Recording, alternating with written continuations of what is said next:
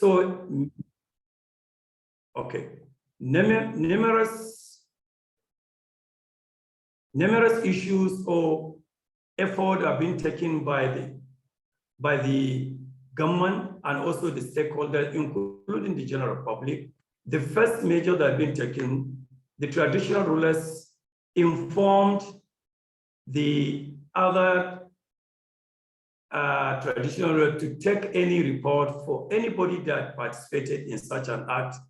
And at the end of the day, the insurgents or those district head, ward head, particularly in Borno State, become the target of Boko Haram. So as a result of this, the police also tried their best to quench this problem, but unfortunately, it doesn't make any positive result. Then later, the government decided to come up with the issue of declaration of state of emergency, which affect almost 3 states in the northeastern region, comprising Yobe, Borno, and Adamawa states. So apart from declaration, even that declaration of it doesn't make any impact. Then the government decided to deploy the military joint task force, and the military also tried their best to bring to an end to such a menace. But unfortunately, up to this moment, for almost a decade or more than a decade now, almost 12 years, but the military are trying their best to find a way of disengaging these young people from such an act, but yet it's not demanded. But in the process of military try and make another effort to incorporate the general public, then this is what brings the emergence of the civilian joint task force, which we call them in Hausa language, Angora. But the Angora also tried their best to see that they disengage these people from at least killing people or rather destroying properties, which at the end of the day, the problem is also affect the society. So all these are some issues. But the question that we need to ask ourselves, why these young people engage in such an act? Then we have to look at these. I come up with at least 4 or 5 reasons, which I consulted some other scholars who, though, let me say clearly that there are some issue of conspiracy theory, but here we are not going to look at the conspiracy, we are going to look at the reality. First, unemployment is one of the reasons why these young people engage in such an act, because they are jobless, they have nothing to do, they are not schooling, they can't afford 3 square meals. So because of that, if they found any means, and also the Boko Haram, they can use it because the little amount of money you give them, they will just receive them. Because I was interviewing one of the boy that one caught by the military, then he said, well, how much did you give you to kill these 2 people? He said he was given only 3,000 naira. So how can somebody will give him, if that person has at least educated person, how can you go and kill somebody as a result of only 3,000 naira? So that is clearly indicate that poverty also play a vital role, or at least a trigger of maybe making all these people to engage in such an act. Secondly, then we can see another issue. The parents are not taking good care of their children. Particularly, this culture is more prevalent in northern Nigeria, where you can see a child of 4 years or 5 years, they are being brought to the Malam to just for Quranic recitation, which Quranic recitation, you can read it anywhere that you want. So these are another issue. Then at the same time, bad governance. Bad governance is the government are not taking good care of, are not performing the way it's expected to perform. Actually, this also brought about the issue of the then. Having seen all these are the things that brought about these young people to engage. And also it gives room for the insurgents to recruit from these young people, because if you are giving 10,000, you cannot afford 1,000 in a week. Somebody come and give you 10,000. I believe that person, you follow him no matter how bad the idea is. You can convince and influence them and persuade them to accept your ideology and accept your idea.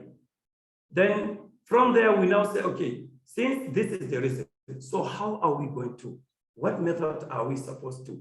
Because all these methods that I mentioned, it doesn't work well. Then which one are you? Then I say, okay, there is a need to go back to our drawing board and see what can we do to engage these young people so that they should at least shun away from such behavior. Currently, a lot of effort have been taken by government and by the military organization in de-radicalizing these people who have been repentant, who have become a conformist, and so on and so forth. But these people, the problem is there is a lot of contention between the people. People say they are not going to accept these people. And the government say the people should try as much as they and embrace these people, let them be, because they have submitted themselves that they are not going to do such another game. So this problem, at the end of this, I came up with some recommendation that the community accept these people so that they can use them in order to protect their community. Because failure to accept them, it will now trigger another problems. So there is need for the society, for the community to accept, since they accepted that, yes, they are not going to go back to such group, then since they come to the community as a larger group, it is the duty of the community to accept them and forgive them and also embrace them and show them the love so that they will now become, but this is all I can say. But I will send my slides to you because I try all my best to. Thank you so much.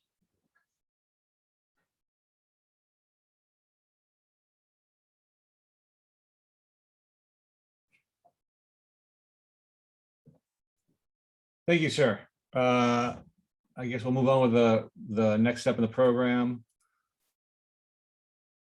which is Professor Abubakar Muazu. I'm sorry. Are you here? Are you ready to go, sir?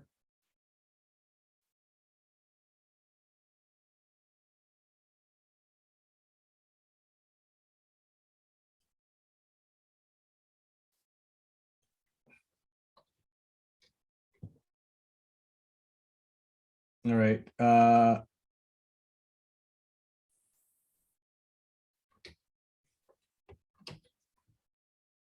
We'll go then to Dr. Abosede Babatunde. Thank you very much. I'm here. Okay, go ahead. Thank you. I greet you all. Thank you. So I thank the organizer for the opportunity to present at this laudable event. And the focus of today in particular on disengaging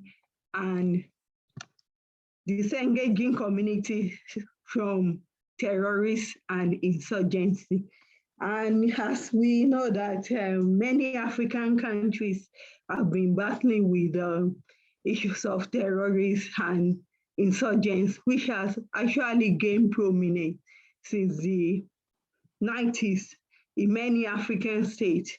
And the activities of this insurgency actually constitute major peace and security challenges to Africa, particularly because of the fluidity of their violent campaign across some regions. And at the same time, because most African states are characterized by weak state institutions that provide the opportunities for localized grievance that these insurgent groups exploit in their violent campaign against the state. And we should also look at the further the counter-insurgency and terrorism approach of the most African states as mostly focused on the excessive use of force, while downplaying effort to address the key drivers of the insurgency and terrorism. And it's also important to look at the further the destructive impact of these insurgents and terrorists, their violent campaign, also worsen state fragility in many African countries. So it is important for us to look at how African states can effectively counter the activities of insurgency and terrorism in Africa. So this is the look at slideshow. So this will be the focus of this presentation.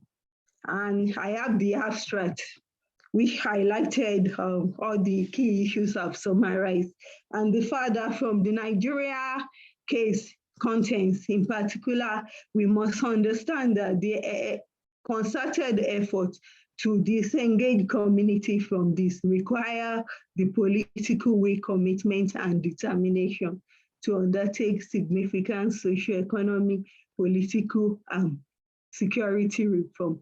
And this must be community-driven.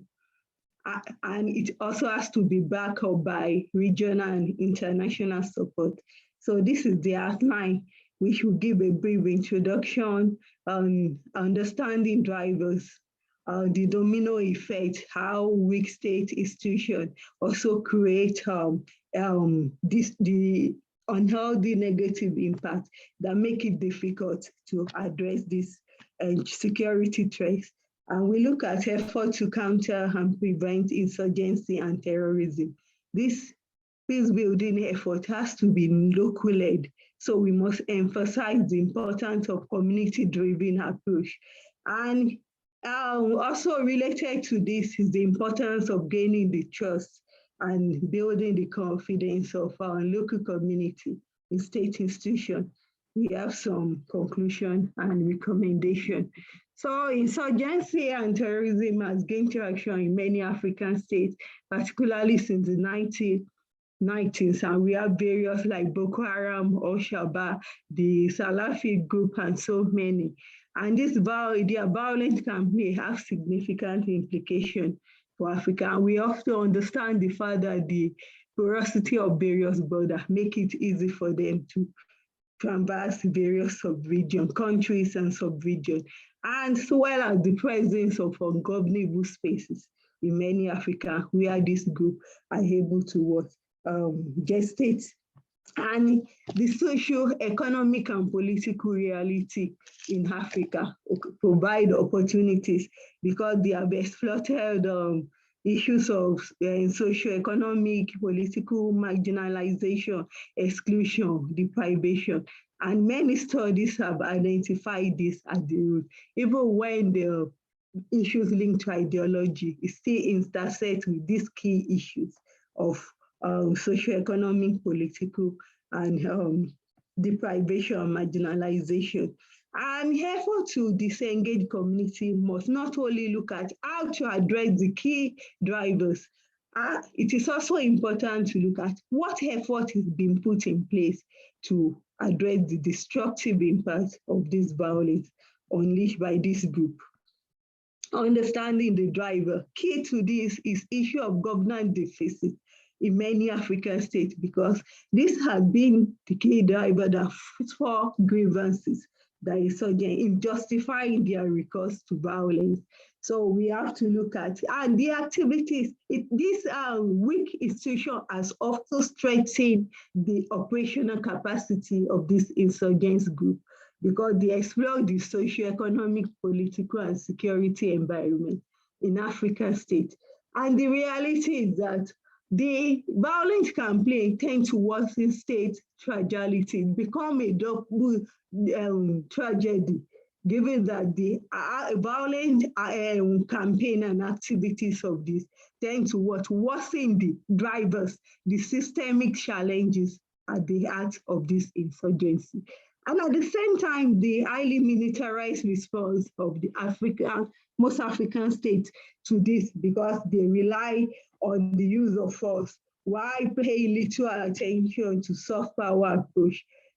And effort to use soft power require the state must acknowledge their roles in enabling insurgency and terrorism, and the fact that they have continued to demonstrate limited political way to address the governance deficiency at the heart of this grievance, localized grievance of the insurgency and terrorism. So addressing the destructive impact through a comprehensive post-conflict peace building and stabilization effort, we have to pay attention to the domino effect of the weak institution of governance that sheds emotion and unhealthy impact. And this impact can erode the gains made in the counterinsurgency and terrorism. And it also exposed this state to new security threats. For example, the case of armed banditry in northern Nigeria, which is also linked to this Boko Haram. The impact of violence, we must understand it extends beyond loss of life and properties, destruction of socioeconomic activity, also issues of proliferation of harm, activities of conflict, entrepreneur, rise of criminality, and also a cycle of insecurity. So this requires paying attention to the political economy of insurgency and terrorism, because these armed groups tend to venture into illicit and illicit activities, and this creates opportunities from some non-state actors and unscrupulous state actors to accumulate economic benefit. Like in Nigeria, it has led to what intensified political tension, armed banditry, transnational organized crime, farmer error. These are also what? Because activities of insurgents can heighten old conflicts and also create new ones, and in a way that blurs the line between ethno-religious, socio-economic, and political struggle and criminalities. So countering and preventing insurgency and terrorism require local-led peace building. So the peace building, post-conflict and stabilization, why it's important, of course, to include a comprehensive and efficient DDR process. This DDR, the post-conflict effort must be able to address the domino effect, that is the unhealthy consequence, impact, and also how it exacerbates existing conflict and create good one. So how has the post-conflict peace building effort been able to address this? And the local approach to peace building requires consultation with local stakeholders. They are very important stakeholders. It's important that the peace building effort take note of the concern, needs, perspectives of and capacity of the local stakeholder, and also what kind of peace, justice, and social transformation do they envisage. And this implies that this peace building effort has to be inclusive and bottom-up. Most approaches to peace building centering on the state, orthodox peace building effort is usually state-centric and top-down. So it is important that it has to be local-led, because these conflicts are taking place in community. It also has to be right-based, because the reality, the excessive use of militarized response, also characterized by human rights abuses by the security agents in the counter-insurgency effort. And this tends to worsen the gap between the state and local communities. So, and this has been a key issue that continue to undermine or reverse the gain in the peace building effort. And it has endangered a situation in which communities even seek protection from the insurgents and terrorists rather than the government. The government that is supposed to protect them are not doing what are not. They are also engaged in human rights. As such, it also leads to what that functional survival strategies, which also impact adversely on the security situation. Government has continued to miss the opportunity to capitalize on the violent activities to gain support of the local communities and even their support in terms of intelligence gathering, also to be able to address the key drivers of the. So government have been missing this opportunity. And it's also important to pay attention to gender dynamics, the roles of men and women in the insurgents and how does it impact on them, and tailor the peace building effort to be gender sensitive, gender inclusive, to mainstream gender into the peace building effort. So I need to emphasize the importance of gaining the trust and confidence of local community. And this requires what we call multi-track approach to peace building that necessitates collaboration between the government, credible state institution, youth, religious leader, community, humanitarian agency. Most Africa, like Nigeria case, there have been a kind of disconnect between all these major stakeholders in the countering insurgency effort. And dealing with the drivers of insurgency has to do with using effort to address endemic poverty, unemployment, empowerment, social service. This can go a long way in restructuring the weak state-society relation. And to boost this counterinsurgency effort, it's also important to address the issues of intelligence gathering, which can only be realized if there is what trust and confidence of a local community in the state. And the importance of conflict transformation, because governance response has to encompass various dimensions like judicial and penal system, setting up truth commission to address post-conflict trauma, heal the wounds. Also, it must not preclude effort to prosecute and convict perpetrators of violence. So in conclusion, effort to disengage communities from terrorists and insurgents necessitate building strong and viable local and state institutions that can tackle social inequities, marginalization, political exclusion, injustice at the root of these activities of this group.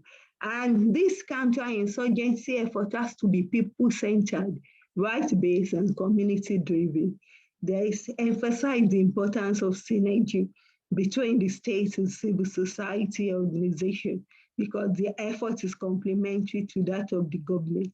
We have seen in situation reality in Nigeria, there have been disconnect, there have been mistrust between the state and many civil society organizations, even the international organization. So the weak institutional capacity of African states in confronting exacerbate the destructive impact. So how the government were able to address both the drivers and the destructive impact. And this requires political will, commitment, and determination to undertake significant socioeconomic and security reform that is backed by regional and international support. And the counterinsurgency effort has to be content-specific. Even across states, battling, even within a state like Nigeria, content must pay attention to specificity, the reality in specific states, and how to ensure that the counterinsurgency take sensitive to this local context. And it has to be timely and well tailored to the specific phase of the insurgency. In a context, we have stabilization program where can we say that the insurgency has reached a stage where stabilization, post-conflict peace building can occur, where government has been able to significantly decimate the insurgency. So there is need to tailor intervention to align with specific phase of the insurgency. recommendations so align with this, because all this suggestion recommendation, we have to look at what is feasible in the short run, in the medium, and in the long run. So we cannot carry that and do all this at once. So we must tailor it to meet feasibility at particular time. Also, the political will commitment to address the root, the symptoms, and the consequence. And blending both hard and soft power appropriately is very important. And the post-conflict reconstruction and stabilization has to be responsive to the yearnings of the people for the dividends of democracy in an equitable and fair manner. And while addressing the driver of preventative measures effort, which we address the driver, and at the same time, how to sustain this peace building effort in the long run. Issues of securing ungovernable spaces is also important. And there is need for intense and sustained local, national, sub-regional, continental, and international cooperation in the fight against insurgents and terrorism. And we must emphasize the importance of funding, but it is not enough, because one key challenges have been the insufficient funding. But at the same time, how is the funding utilized? Because it's been characterized by corruption of state institutions. So there is need to boost transparency and accountability in the utilization of funding for what is actually meant for. So thank you for your kind attention.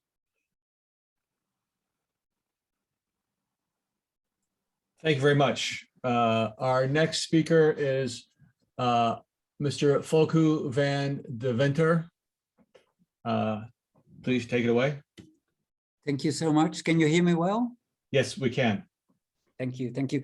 Thank you for the organization of giving me the opportunity to share ideas. I'm very grateful to my predecessor, Ms. Babatunde.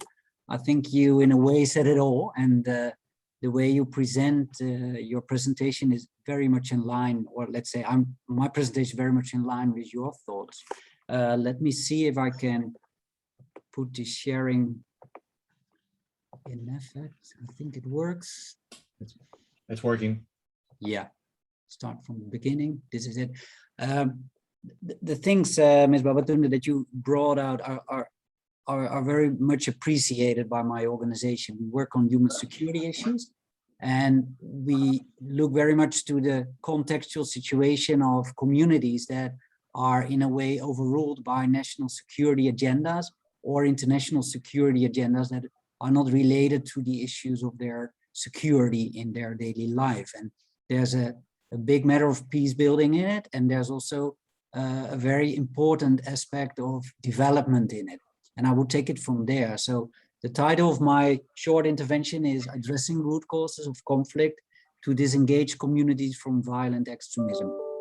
I would like to look at the genuine activities that really address the root causes of conflict. I look broader than only violent extremism, and we try to see violent extremism as part of a broader historical conflict in which, very well said before, the absence of a legitimate state as an actor is a very important point. In abstract, looking at disengaging communities from violent extremism, we look at the way how to reach out to local communities to gather buy-in, to build a partnership, not only the people, but also their institutions, to build a trustful and sustained relationship, which is not a very short-term intervention, and to develop a partnership to address the root causes of violent extremism collectively. It has to be done in ownership of the communities themselves, of course. Community engagement, however, is about raising community and awareness about the threats of violent extremism. And that's not only the threats of outsiders, it's mostly the threats of the community themselves and their people. To provide them with the necessary tools and to empower them to intervene and prevent violent extremism. So we could say that the more aware communities are of the potential threats to security, the more empowered they are and the more resilient against it and better can protect themselves. If we look at the bigger picture, theoretically, counterterrorism and prevention of violent extremism should be related.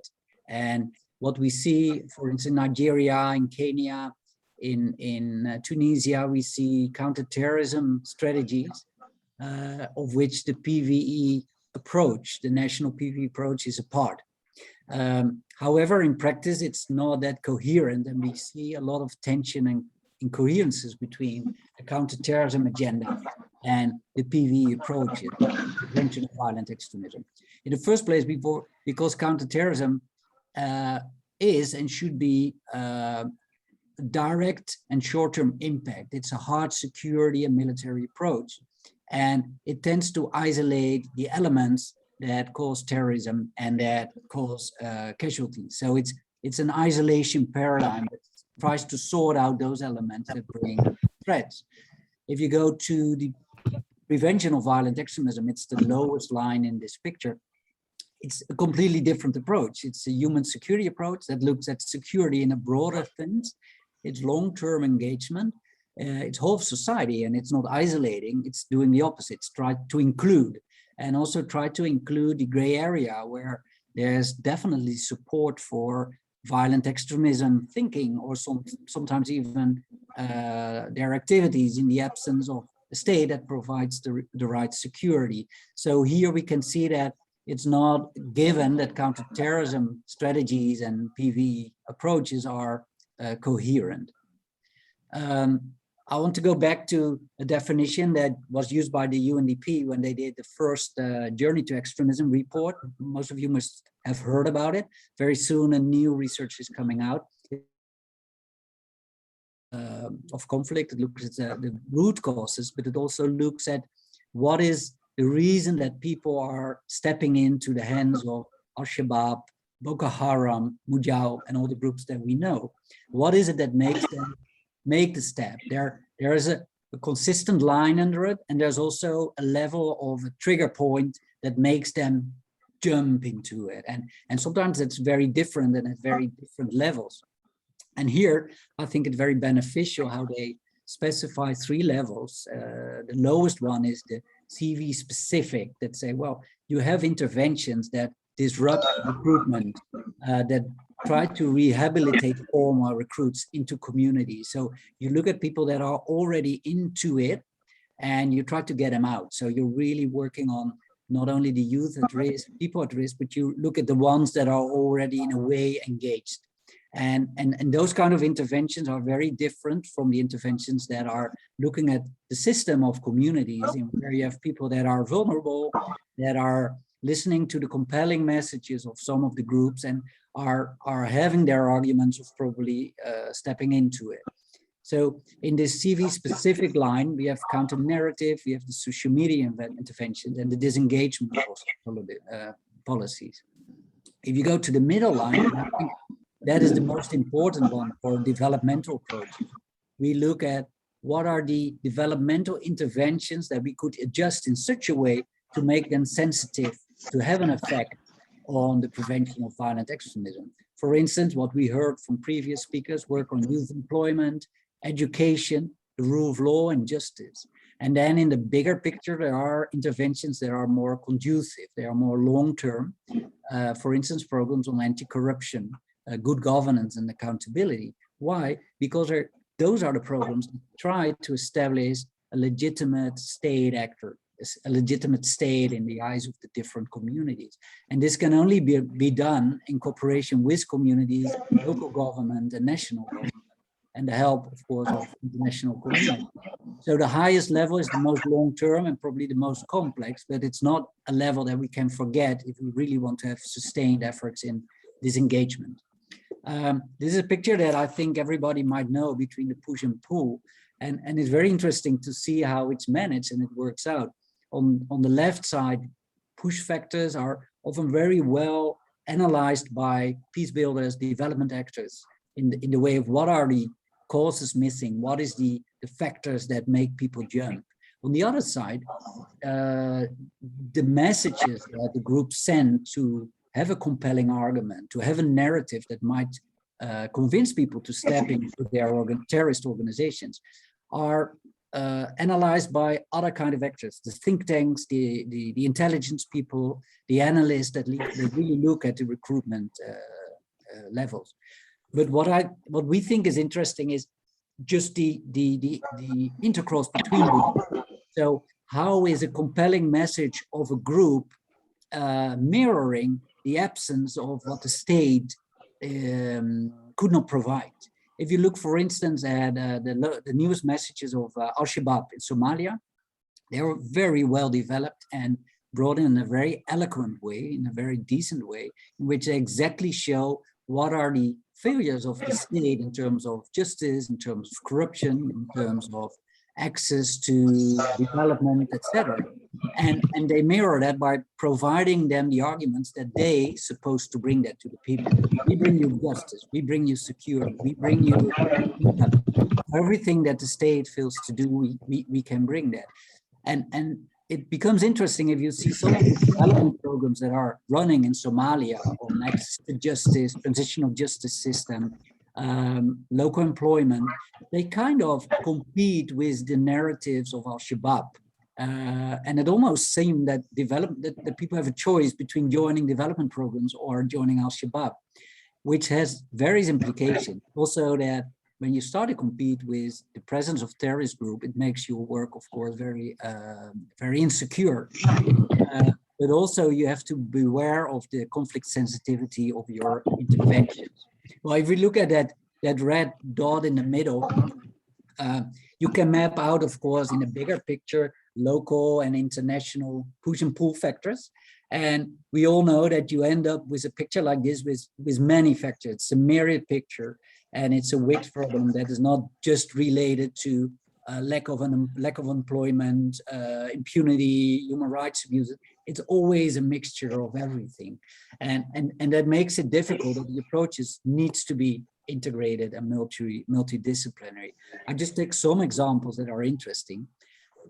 If you look at the issue of poverty and employment, and was said already in the context of Maiduguri, that the groups operating like ISIS and Boko Haram, they offer financial gains and do that in such a way that it seems like a compelling argument to join the group because you can earn short term better than when you are in the streets, when you are trying to look for a job.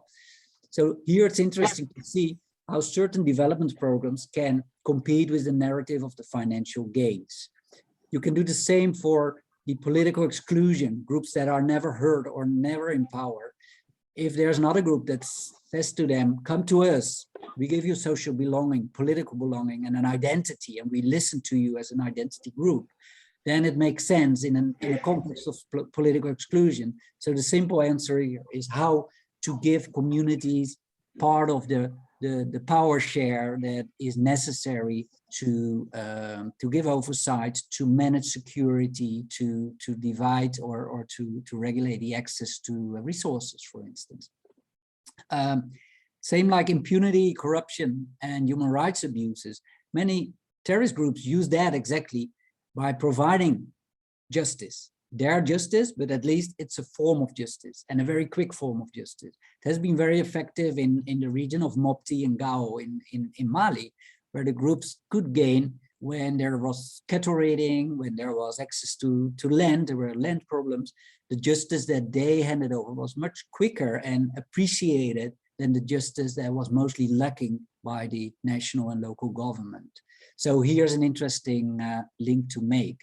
The one of education and illiteracy and how the groups abuse religious doctrines has been a matter that has been discussed as religion not the root cause, but at least a driver and a way of recruitment. So how to tackle that by lack of education and illiteracy.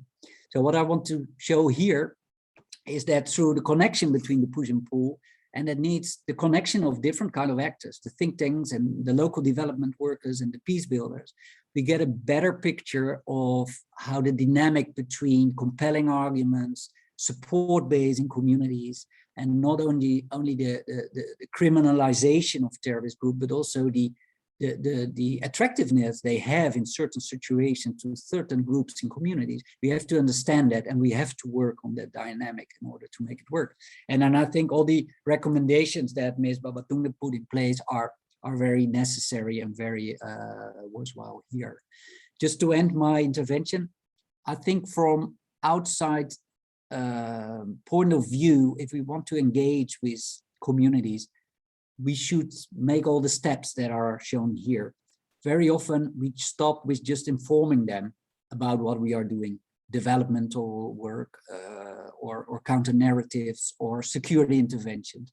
But then we forget to consult them and to involve them, and in the end collaborate with them, make them partner, make them also an actor, because they can do things. They have eyes and ears, they listen, they have an interest, they have a role to play, and they can't be neglected. And of course, that also means that in the end, the local community should be empowered to play their role and do that in partnership with a very interested actor, which is the government. So the end of my story, the approach to the engagement with communities is long-term. It's a sustained strategy, and it can never be a short-term tactic. Do from all kind of disciplines the requisite research in order to understand the root causes of the local problems and grievances, so that local community is not targeted for security reason, but is engaged for its own benefit. This is the shared security concept. So national state security and community security should intertwine. They should come together here. If it's just about national interest, national security, it's not going to work on the community level. And connect security with development and build legitimacy of local national government through effective development projects. In a nutshell, that is it, and I'm happy to discuss further with you. Thank you so much. Thank you very much for that. Our last speaker of this session is Miriam Rochade of Notre Dame. Hello, everyone.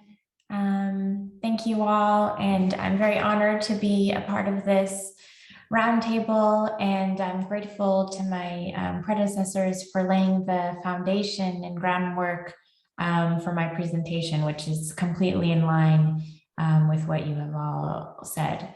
I will share my screen now. Just a moment.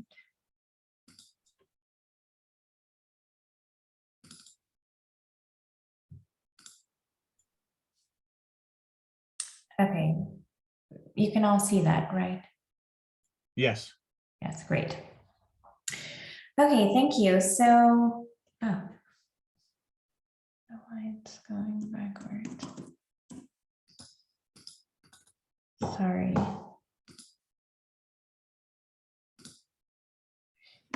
I will be discussing how to engage the community in preventing and deterring violent insurgency across sub-Saharan Africa. So before I get into the presentation, I'll give you a quick outline. First, I'll discuss very briefly the conflict trends. Okay, I think it's just doing its own thing. I don't know why, I'm so sorry.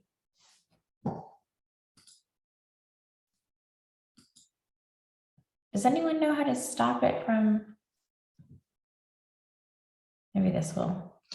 And then I will discuss how to engage the community using a variety of different tools.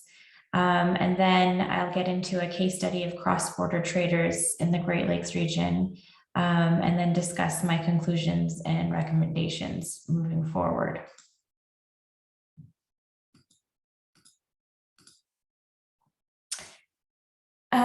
So a recent landmark study in the Journal of Modern African Studies by Noel Trager-Mungo and Alex de Waal.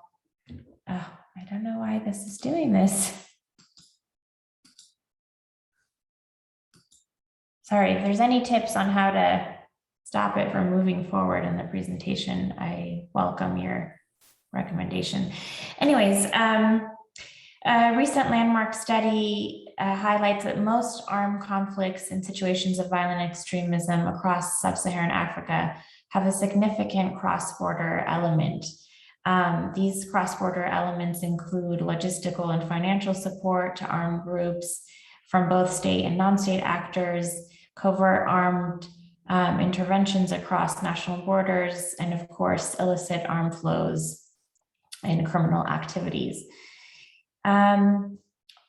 Also, high unemployment and low levels of governance and economic development and inequality, as well as illicit arms flows, are key factors that lead to conflicts and insurgencies on the continent. And in light of these trends, it is imperative to find sustainable approaches that build the resilience of communities and facilitate inclusive employment opportunities for all, including marginalized groups like young men and women.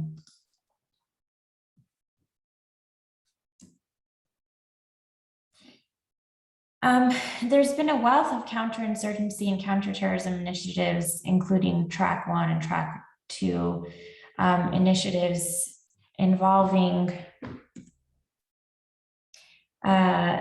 military and humanitarian and policy interventions. However, most of these efforts have been top down. In all of these discussions, the communities dealing with these issues themselves are usually not treated as key players or resources in the fight against terrorism and insurgencies. Many discussions yesterday highlighted the fact that the military is not always the best solution. So efforts to prevent and deter armed violence will only be sustainable if they're owned and led by the communities who are dealing with it firsthand. This is against the backdrop. This is the backdrop that I focus my presentation on: community-led strategies and capacities. So in focusing on these community-led approaches in dealing with violent extremism, recent studies highlight the importance of bridge building networks across diverse community groups in preventing and mitigating violence. A recent study by Dr. Idrissa on Al-Qaeda's group for support of Islam and Muslims in the Sahel and Sahara region found that where state presence is limited, community relations and interrelations were key to resolving contentious issues and deterring violent extremism and preserving peace in the region. So, how can we best engage the community and in their fight to prevent and deter insurgency and armed conflict? One tool that I am putting forth is called community asset mapping. It's a tool that's used in community organizing, and what's great about it is it's a participatory mechanism that provides information on the community's existing strengths, capacities, and resources to support community-owned solutions. So what it entails is you work with the community. So the community is the leader, you are just the facilitator in finding solutions to the problems that, to first of all, problems that they foresee, but also solutions that they put forth.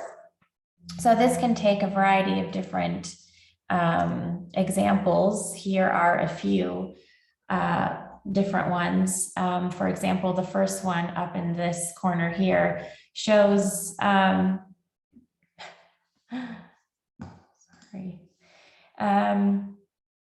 so you can work, the point of community asset mapping is that it is inclusive and that it invites the entire community.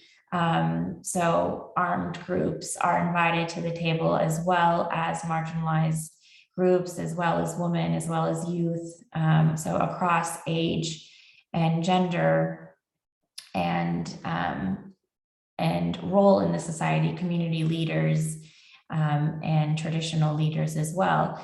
And so this can be done in a variety of different ways. It can be focused on a particular issue, or it could be focused on the assets in the community. So you sit together, and as a facilitator, you facilitate finding, and basically these community strengths are already there. There's assets in the community that can help in combating terrorism and insurgency. It's just a matter of uncovering them and helping the community realize that the assets are already exist, and then helping to strengthen those assets or resources, whatever they may be. And so we can focus on individual assets, relational assets, as well as collective assets. Another example could be an actual mapping of different resources geographically. So, you know, it really takes the mapping literally. And so having done this in the Great Lakes region, we found that one of the greatest strengths or capacities of the community are these cross-border trader networks. And across the continent, cross-border trader networks have played varying roles in both engendering conflict as well as mitigating it. And examples across, you know, spanning West Africa and East Africa, cross-border traders have acted as spoilers of conflict, supporting violent activities and even leading them, but also as intermediaries and negotiators and mediators, negotiating peace deals and bridging conflict divides between and across communities. Communities across the region also use cross-border trader networks as a strategy to access goods and services that are not readily available to them in their own countries. A case in point is the Great Lakes region that includes the Democratic Republic of Congo, Uganda, Rwanda, and Burundi. So cross-border trader networks in the Great Lakes region have played critical roles in providing security and political order, both during armed insurgencies, but also in preventing those insurgencies. A groundbreaking study by a scholar, Patience Kabamba, who I believe is on the next panel, did a study on non-day traders in Butembo, Beni, and Lubera in northeastern Democratic Republic of Congo. And he found that the non-day traders negotiated peace agreements and hybrid security arrangements with both state and non-state armed actors during the Congo wars. And their trust networks enabled arrangements that not only ensured protection and security provisions for themselves, but also for the wider Grand Nord population, thereby allowing the region to largely escape incidences of armed attacks that devastated the rest of the country, but that barely touched the region purely because of these cross-border trader networks and agreements. So cross-border trader networks and trade between Uganda, DRC, Rwanda, and Burundi has also been key to providing jobs to women and unskilled youth, especially who are targets of recruitment efforts by armed groups. In this context, with limited employment opportunities. And there's been many studies that recognizes this across the continent. Cross-border trade actually accounts for 43% of the entire population's income. So the importance of cross-border trade has been widely recognized and presents an under-examined yet critical point of entry for addressing armed conflicts. And given that they're actors that are regionally, but also locally embedded in overt and covert networks, they wield significant influence in controlling vital resources and modes of exchange, and also mobilizing collective action. Considering their close ties with patronage networks and local political economies, cross-border traders are also uniquely positioned to serve as key resources in contributing to conflict management and early warning mechanisms. As entities with long-standing social, ethnic, and linguistic ties across borders, they also present a compelling resource to strengthen community-led peace-building strategies of nonviolent conflict management and building social cohesion between different community groups.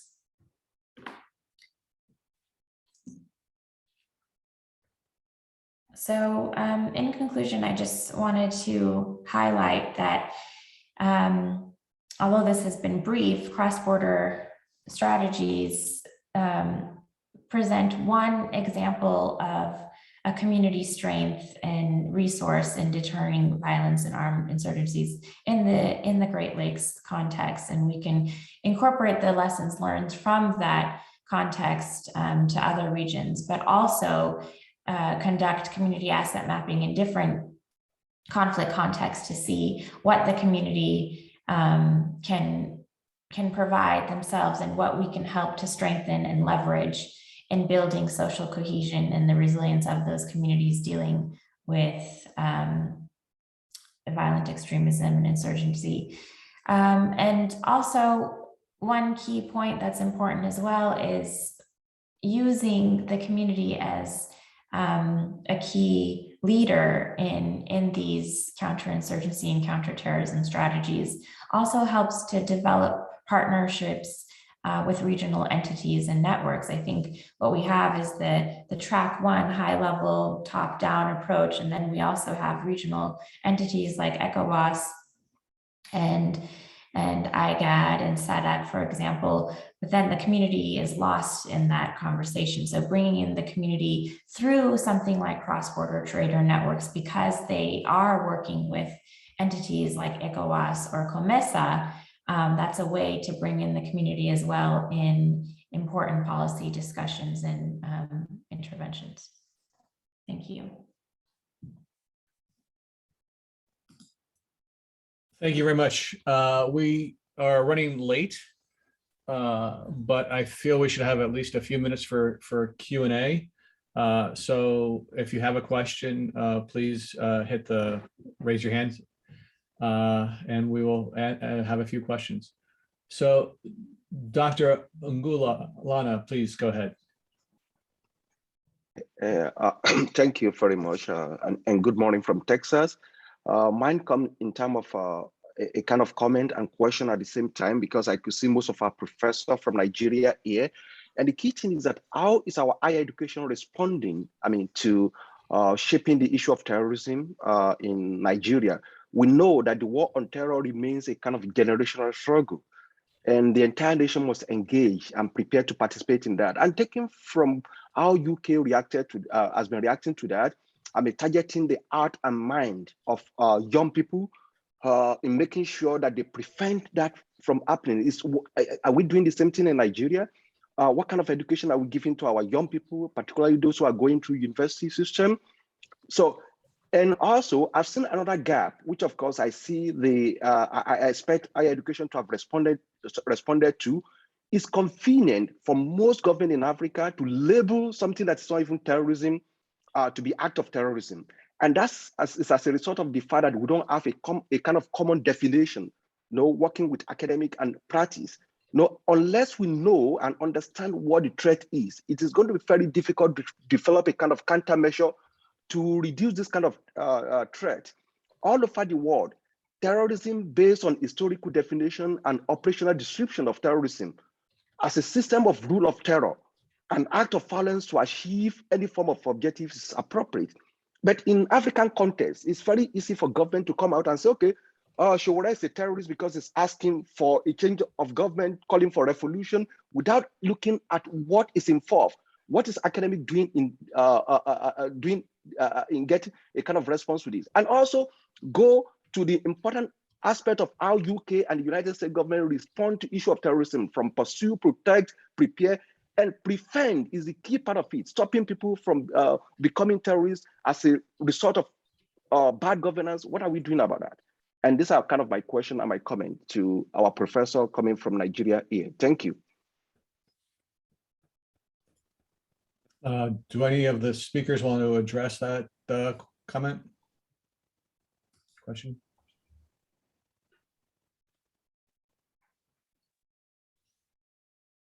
No, we have another question from Mr. Bello Facile. I'm sorry, Fadil. Yeah, thank you very much, sir. It's like a follow-up to what Professor Ngulana said. I have not heard anything on how the soft approach can actually help prevent what we are talking about, i.e., for instance, what are the counter narratives that are being posted out to disabuse the mind of the people? what kind of de-radicalization are we doing to disabuse the mind of young ones and bring in the community to help? Or like particularly education, who is educating the community on the bad effects of terrorism and insurgency? I do know that in Nigeria, the government has what is called PRIO, Presidential Initiative in the Northeast, to bring in develop the community and bring them upstand and educate them. How is this reflected in other African countries? Thank you very much, sir. Okay, let's get one more question and then any answers.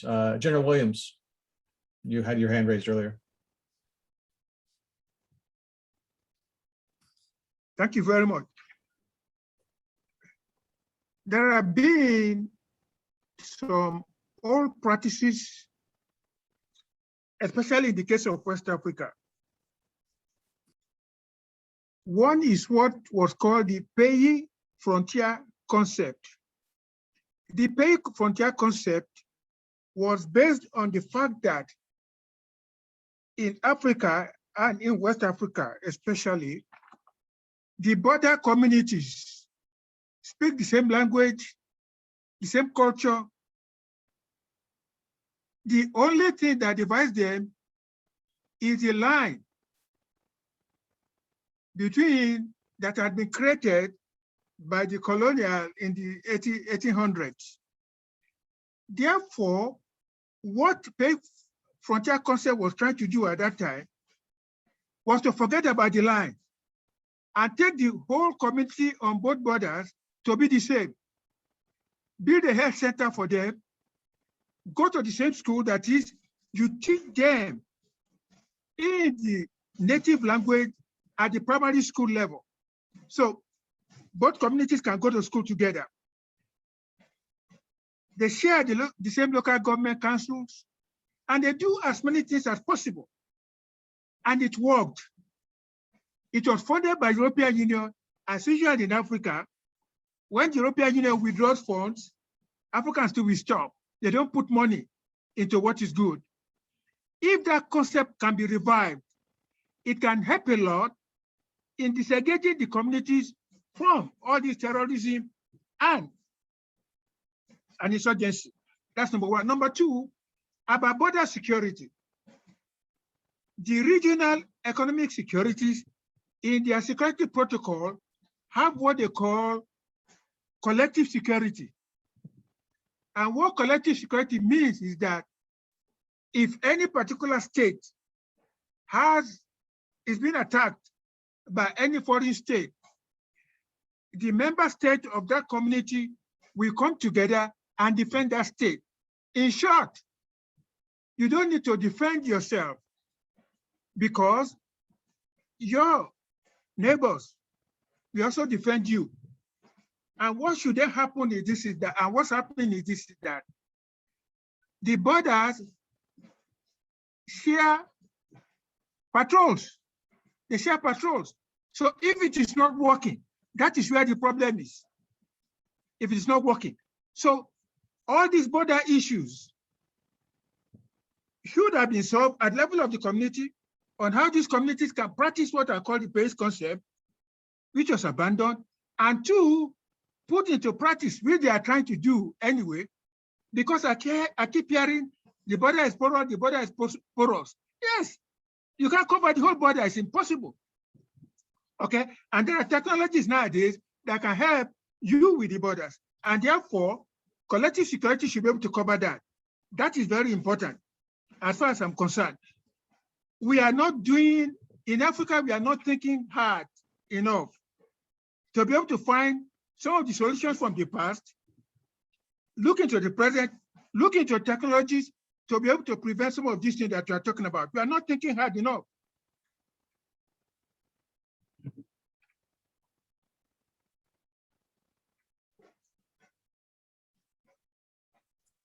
All right, I think that's it. Do any of the speakers want to respond to any of the questions before we move to the end of the session, because we are a little over time? I'll just take 2 seconds to respond because the question of funding for programs has come up both in the chat and in both comments by the guests as well. And I think we need to think about developing what is a sustainable infrastructure of peace. So currently we're very focused on the conflict in Northeast Nigeria and Boko Haram, but we know that previously a lot of funding also went into places like Jos, right, for peace building and reconciliation projects. And that city has often received a lot of attention for kind of the success of reconciliation. And yet we know even just last month, 36 people were killed in violence there. So I think the question of sustainable funding is very important, and you're right, both to raise it and critique it. I think, unfortunately, we also end up at the position that was mentioned in my colleague's presentation, that a lot of these funding projects are being driven by international security objectives. So in particular, funding for counter-narratives has been very, very strongly influenced by the United States online efforts to counter ISIS. And that although we know that they've done radio programs in Mali and Nigeria and elsewhere, the goal really is to have this kind of global reach in terms of counterterrorism programs. And so I think we lose the local specificity that my colleagues who've spent a lot of time on the ground in Nigeria, Congo, and elsewhere have highlighted. So there is this in between donor funding for these global international security objectives and the necessity for having very specifically tailored, culturally informed, locally informed programs on the ground. And I think we're simply not in the position to bridge that gap. And so I think that's a great area for a lot of future research, both for practitioners and scholars, to try and figure out how to bring the top-down objectives and local context into better relationship. Great, thank you. Any other speakers want to respond? Okay, we're running late, so I'm going to hand this over to Dr. Sammy, who will be the moderator, or the host for the rest of today's conversations. Thank you very much to the speakers for your time and expertise. That was really very informative. Thank you very much, Steve. And thanks for the panelists again for a great session. So we'll now move to session 9 on the program, which is going to be about the political economy of terrorism and insurgency, the whole of government approach, which was touched upon a little bit in the previous session as well. And also so here we'll look at the whole of government approach to counterinsurgency and counterterrorism.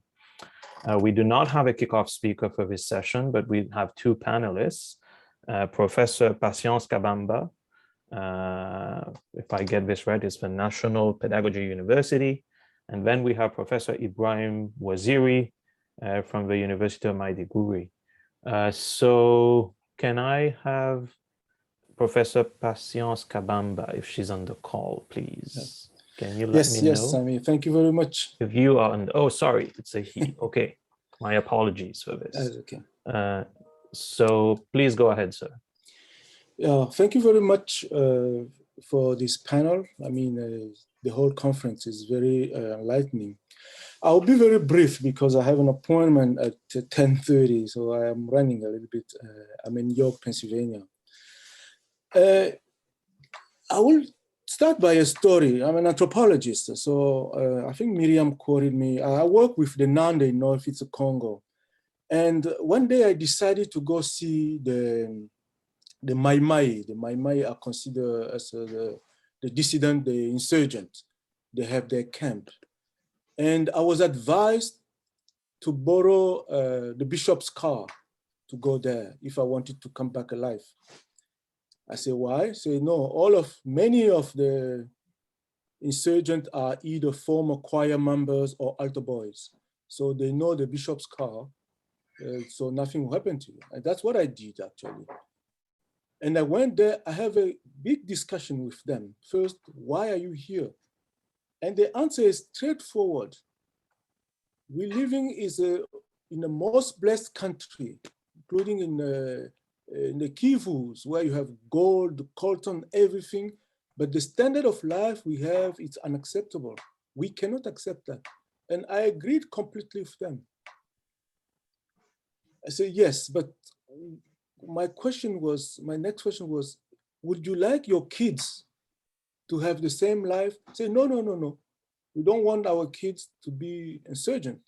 We want them to follow a formal education. Say, oh, okay, that there is at least a space where we can talk because of your kids. You don't want your kid to be insurgent, even though the reason why you actually came to the bush is right. So I documented that the space to talk with these people, I mean, we call them insurgents, but having the same common sense, we should all actually be with them. That's my view as a researcher and as a Congolese, you know.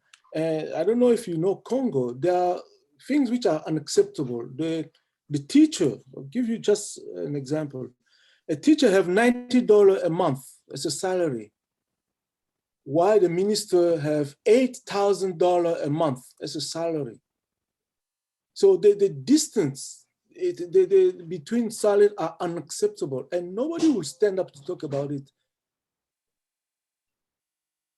So the first solution for me, I see it by regulating this situation, the fundamental political economy. People produce, but the politics of redistribution, that's what people actually are against with. And we should all be that. That is at the national level.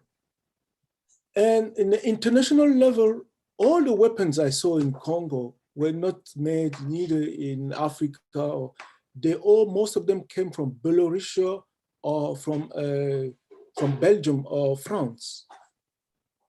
So the international part of it, I mean, that's what I found a little hypocrisy. I like to quote, to call upon Sweden. The Swedish are welcoming all Iraqi refugees, most of them. Sweden is the most welcoming country. But many, according to statistics, many of the weapons used in Iraq come from Sweden. The GDP of Sweden is kind of wealth because of the weapons. So on the one hand, you sell weapons, on the other hand, you welcome. It should be denounced. I mean, it's a,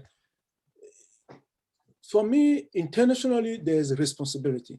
Locally in the Congo, the leadership is a problem nationally. And at the local level, the bishop, the Catholic Church, and other organizations are trying to organize in the midst of this chaos. But things are made more difficult at the national level in the redistribution of the wealth.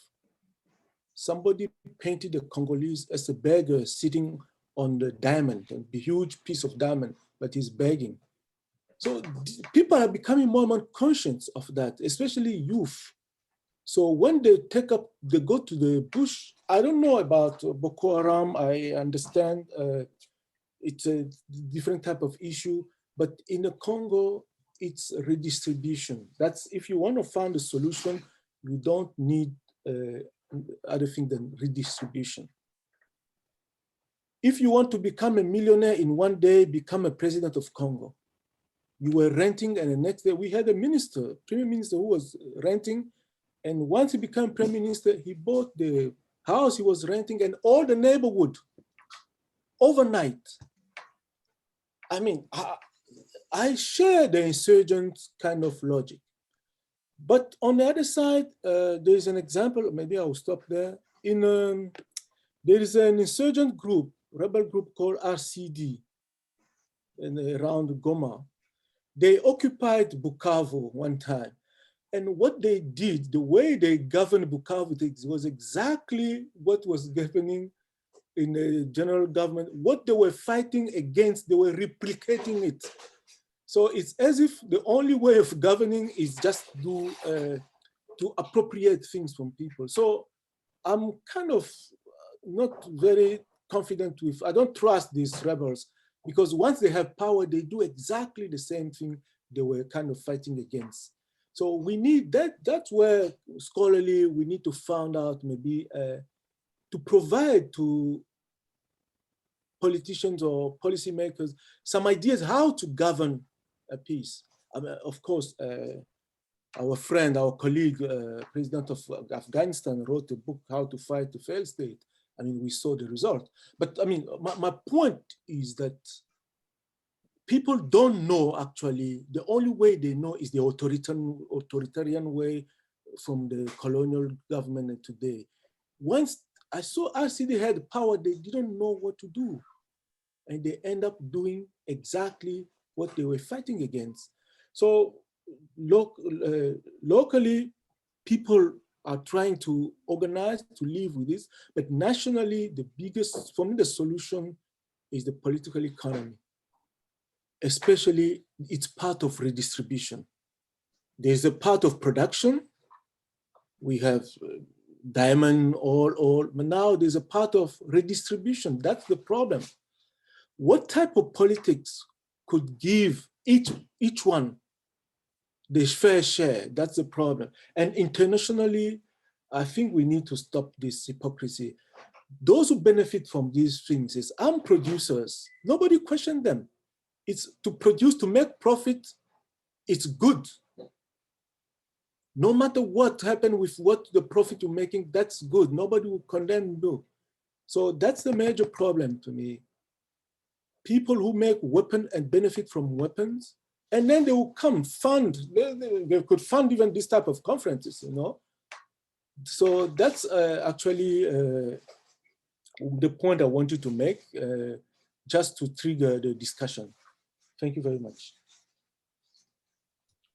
Thank you very much, Professor Kabamba. And I think because you will have to leave shortly, what I would propose before we go to Professor Ibrahim Waziri is perhaps let the participants ask you a few questions so that at least you get a chance to engage with us on these issues. Does anyone have questions for Professor Kabamba? I don't really have a question, but just a comment, if I can go ahead. Please go ahead. Yeah, Prof. Kabamba, this story is the same everywhere in Africa. And if you go to the early history of terrorism, the same thing that the Jew who are called Sikari fought for, the same thing, which of course Ashashin fought for. I mean, these are the Ashashin Muslim group that are very active in Iran, Syria in the early 19th century or so. It's similar to what we're fighting for in Africa today. I mentioned in my presentation that what we discover, the root cause of terrorism in most part of Africa is as a result of bad governance. People are looking for change. People want revenge. But let me tell you, any form of action, which of course has to do with people's life, killing people, I mean, it's not warranted to attain any goal. I spoke personally with Yusuf, the founder of Boko Haram in early 2001, before he was killed and assassinated. He has the same story. And today, if you look at the northeastern part of Nigeria, in fact, people believe in the governance of Boko Haram over the governance of Nigerian government because of corruption, because of justice system. Somebody just mentioned here today that they have their own justice system, that they deliver justice immediately, unlike Nigerian system or like African system, where the corruption has taken the center of our judicial system, our justice system, our law enforcement system. And I think to end this, we have common problem, but we should discourage terrorism in all manner, in all form. But we must put pressure, we should put pressure on our government and also work with international community, which of course encouraging this kind of what we are saying. Look at Nigeria, the arm they are using. It's been established that some of these weapons come from France. So it's similar to what is going on in Congo DR, in Congo, wherever part of the world. So the civil society must do everything to put pressure on our government to entrench our democracy. And that's what we need to do, not to encourage, not to sympathize with the terrorist group. Thank you. Thank you, Dr. Ogunlana. Do you want to respond, Professor Kabamba, to respond? I mean, it's more of a comment than a question. So, yeah, it was not a question. If we had at the beginning of 2 years ago, the best experience of transition, peaceful transition from Kabila government to Tshisekedi government. And they were working together and they were the control of government until the president felt that he didn't have the freedom of becoming a dictator. So this is collapse. And now we're going actually in a free fall. So that's where Africans could have encouraged this kind of alliance between the former president and the new one. It was working in the sense that there was a control. For the first time, we heard in Congo that, no, the president have gone over his budget. So there was kind of control, but this one, no, it was not accepted. It's not the way we lead. He was told, no, this guy is not to not let you. So this little experience actually enlightened us. It's possible to have peaceful transition between government, but it didn't work, unfortunately. So. Okay, thank you. I see that Irinola has her hand raised. Do you want to ask a question?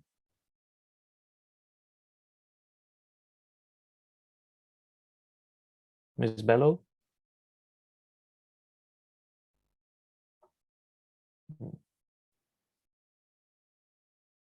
Okay, I don't hear anything. So maybe I can ask you a question, Professor Kabamba. So I've read and I've had a chance to talk about your country with colleagues and people from Congo over the years. And one of the issues that I've come to understand is that you have certain provinces that have a lot of natural resources and that are significantly richer, at least in terms of what they have. And one issue that comes up in this is perhaps having a decentralized system of governance, right? Because the central government tends to control all the revenue. And as you pointed out, that revenue is not usually well distributed. I just wanted to get a sense from you when we talk about political economy and governance in particular, whether you were thinking about a decentralized approach to governance and redistribution, and whether that's feasible in the DRC.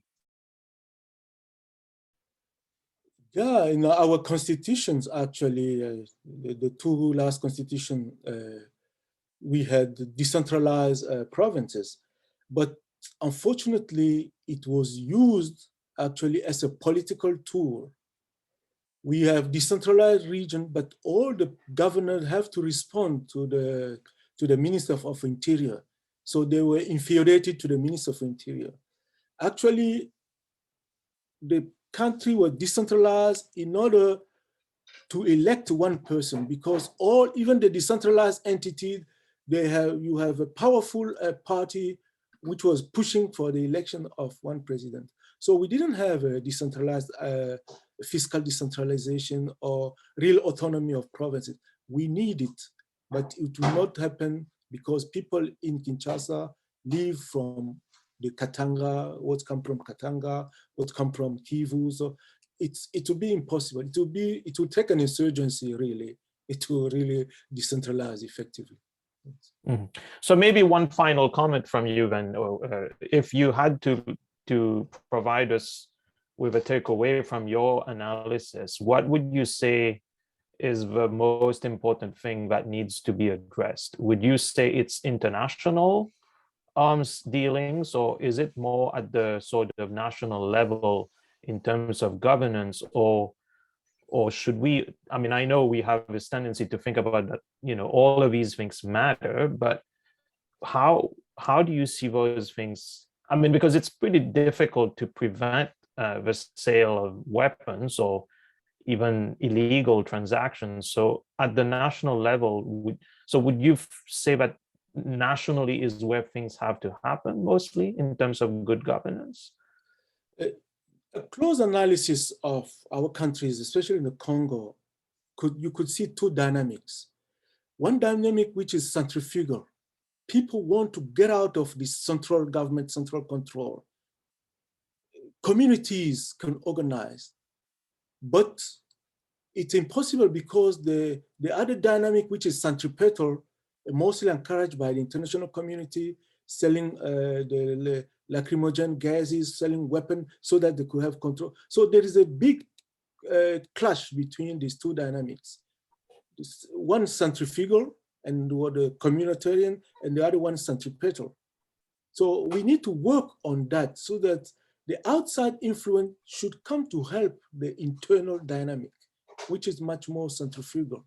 Kinshasa is far away in the west, but somebody who is in Goma, you have to wait for order from Kinshasa. It doesn't make sense. And people have understood that. And where they are, there is wealth. This wealth should first help those who are there, and then it grew. That was my the conclusion of my research as a PhD, and my book was that we need kind of community-based countries which come from kind of an organic grow country. But of course, we have peacekeepers who are there since 20 or more than 20 years. But when they came, the first thing they organized is the presidential elections. They didn't see the dynamic of community.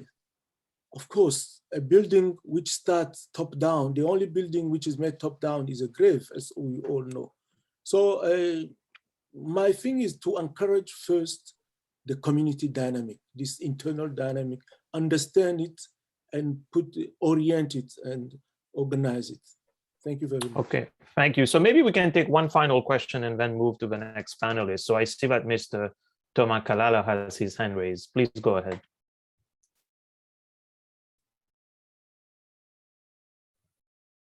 Thank you very much.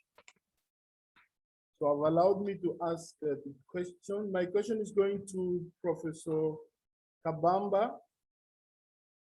When he spoke about the DRC, the conflict in the east of DRC, he focused more on the centralization of power, decentralization, and so on, as if is the main problem of the conflict.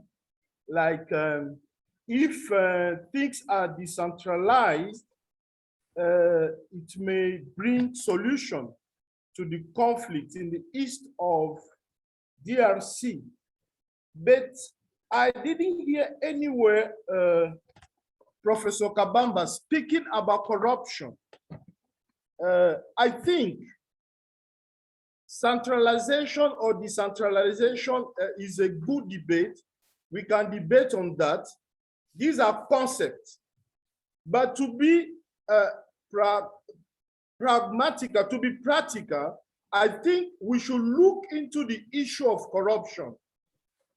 Even when we talk about the peacekeeping mission from UN peacekeeping mission, you will see that most of those people that came for UN peacekeeping mission, many of them became businessmen. They started selling cotton, selling gold, selling diamond. Many of them became businessmen. I can give you one example. There is one officer, Nigerian officer that was in this UN peacekeeping mission, who bought a land in Maitama in Abuja for millions of dollars and built a mansion. But he was just an ordinary policeman in Nigeria to begin with. So it's to tell you that this issue of eastern part of Congo is all about business. Even the local communities that are concerned about this issue, you will see that most of the politicians, like the parliamentarians that are coming from that part of the country, they are in the business of cotton, gold, and so on. So you cannot tackle this issue without emphasizing on corruption. So I think the more Congolese government is going to improve on fighting against corruption, the better it will be. So it's not just decentralizing the system that we bring the solution, because everybody has his hand inside a large corruption, something like a kind of mafia that is functioning very well for decades. So this is what was my contribution. Thank you. Thank you very much. Maybe we can take one final comment before you respond. Let's take the General Williams' question or comment, and then you can close with your response, right? General? Yeah, thank you very much. It is always very interesting when you hear my comrade Africans blame the leadership. And I've always asked one simple question. Do African leaders drop from heaven? Nobody has been able to answer that. African leaders come from the followership. And whether they are selected, elected, forced upon them, they still come from followership. Therefore, there's something wrong with the African followership for choosing the wrong leaders. And all over Africa, you find Institute of Leadership, African Institute of Leadership, African leaders here, African leaders there. Nobody has ever spoken about followership and the responsibilities of followership. If democracy is working in United States, Canada, Europe, and other places, it's because the followership are smart. And they set standards. They set standards for their leadership. And that is why when a leader in Canada or anywhere does something wrong, nobody tells him before he or she resigns. Not in Africa, because the followers don't care. Okay? And that is very important. We need to start institute for followership and tell the followership, if you have bad leadership, it's your responsibility. And stop continuing to make this mistake. That's why I'm saying that Africans don't think very hard. Second point about corruption is also the issue of leadership. There are two important things. I was with Transparency International for 15 years. And one thing we have not grabbed is this.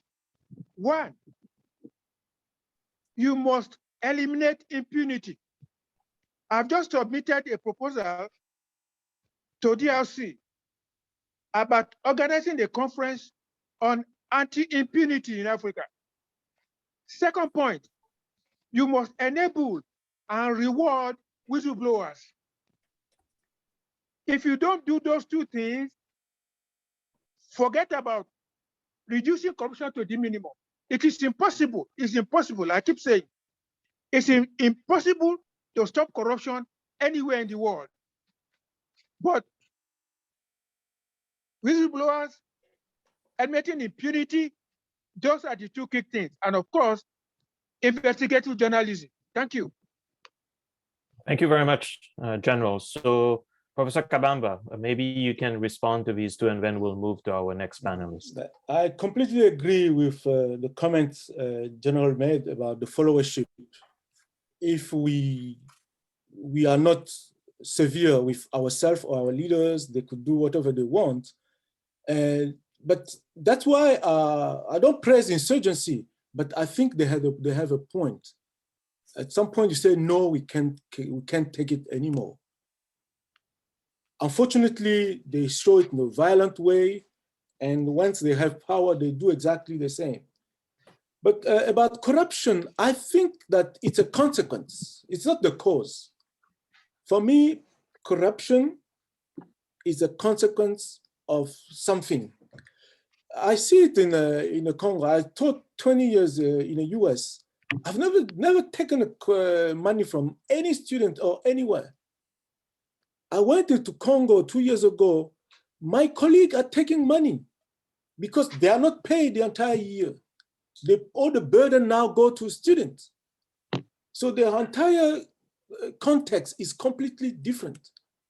So as somebody from the US going to blame corruption in Africa, he need to look at himself because the context is completely different. I'm not justifying it. Somebody who's not paid, the 12 months is not paid, and then you have to rely on students. He starts selling syllabi, which means nothing. He starts asking for money for exams. So because he have to feed his family, what is the priority? So for me, corruption is a consequence rather than a cause. What is the root cause is the lack of organization, the lack of redistribution. if my colleague professor were paid, normally they would never take money from the poor students. So impunity is another thing. It's we have inherited a state system where the first thing to do when you have power is to protect yourself, to protect this power. And what to do, you surround yourself with family members, and the family members enjoy impunity, quote unquote. We have a lot of examples in Congo. The chief of staff of president squandered 40 million, but the president could not arrest him the first time until there were pressure. So that's why you saw the follow-up. Pressure from below saying, no, no, no. And then he put him in jail. So this is possible.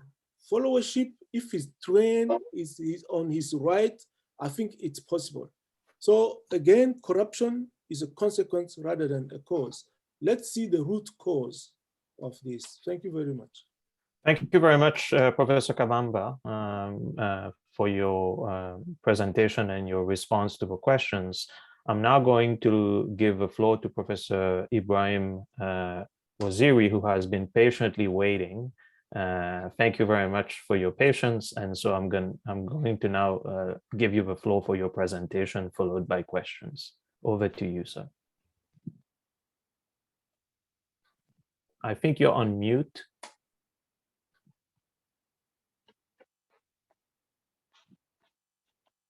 No, you're on mute. We can't hear you.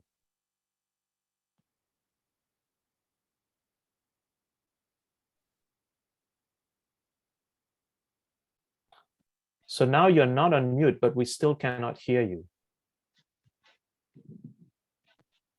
No. Can you hear me now? Yes. Okay. I can hear you now. You can hear me now. Is it okay? Yeah. Good. Go ahead. So let me see if I can share my screen.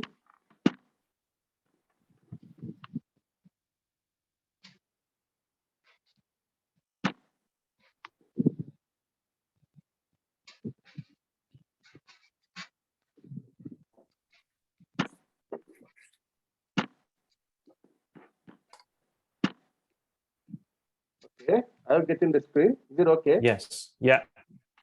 Good. I can see you. Thank you very much for the organizers of this very important conference to allow me to have a talk, and particularly General Shola, who has been really very impacting for getting us to be involved in this important public and internet engagement to really see how we can solve the issue or terrorism and insurgency. You're cutting off a little bit, Professor Waziri. I don't know why. I mean, I can hear you, but it's not coming in clearly. Not clear. What about? Can you try again? Is it okay? No, this is good. Yeah. Okay. Is it okay now? Yes. Good. So the presentation is actually on political economy of terrorism and insurgency on the whole of government, but I just remodeled it to at least give me the context within which I can present my discuss. I put it as political economy of terrorism and insurgency 2009-2021. Basically because of my sort of experience with Boko Haram in northeastern Nigeria. The slides there is the first one. And let us go to the second slide.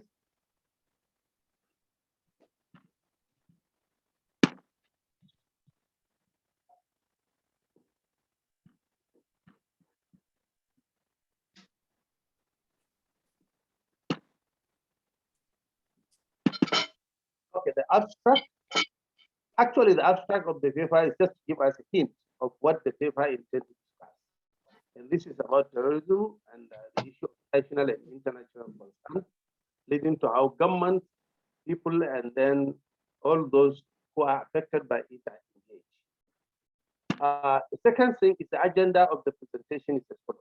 I have already introduced, and then the abstract presentation, then we go to the, this is the agenda, and then we go to slide 4, which starts the definition of the terms and concepts. The basic reason why I start with the definition is to give me the intellectual line within which to organize my presentation. Political economy is known as old as during the Greek period. It started with the Greek word polis and okinomos, which is actually a very important term in Greek, indicating one who manages household or estate. And this goes down to even the emergence of Karl Marx and Das Kapital.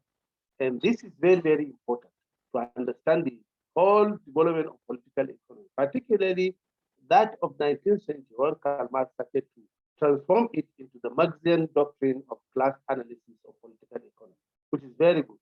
Then we have also the definition of terrorism and insurgency, which actually they are the same thing to me. But they are different in terms of different sort of line of action taken by the different.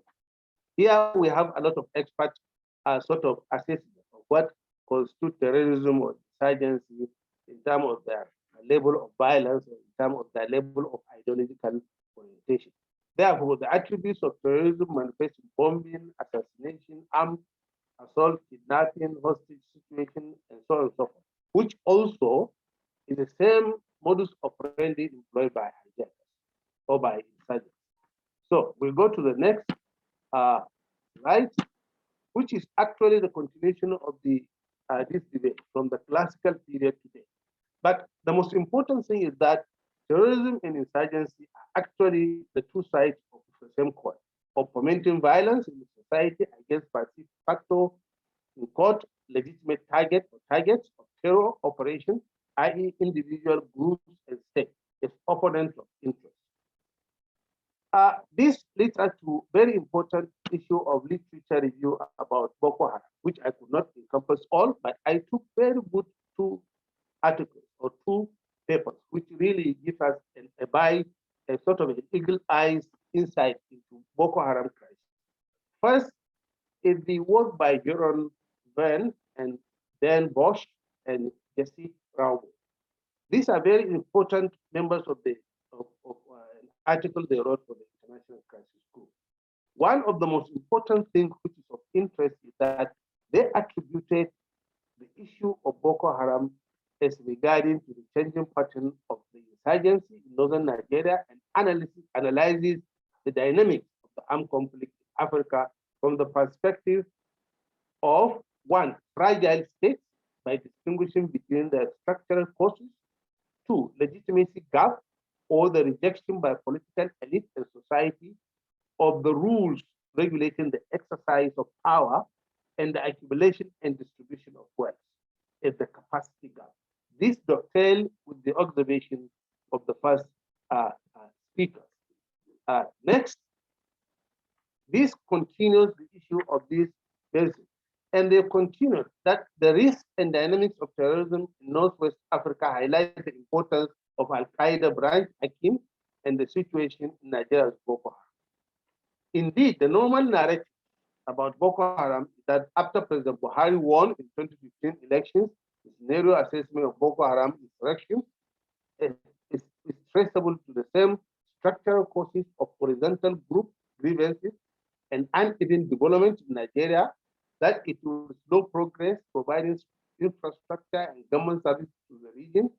This will result in an uneven, more fertile breeding ground for armed militant groups, and in the absence of a political agreement or distribution, violence and will not disappear altogether, including the degree that the state institutions are unable to provide or regulate the minimum provision of core public good and a security gap at the condition when states do not provide minimum levels of security in the face of organized armed groups.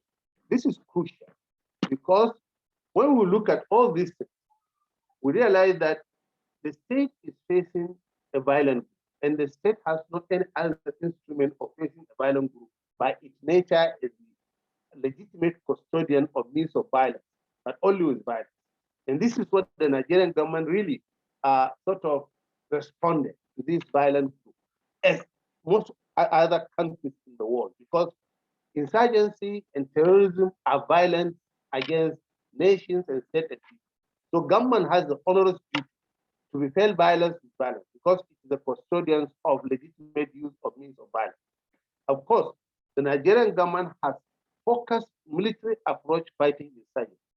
And these, the government has emphasized by procuring a lot of new equipment for the army to defeat the terrorists, invested in military capability, including training and improved operational capacities or capabilities, involvement in interregional and international collaboration, such as the multinational joint task force involving the Niger, Chad, and Cameroon as the Chad Basin group country, and US through AFRICOM is strongly supported against Boko Haram in counter-terrorism operations, believed to be a positive marker.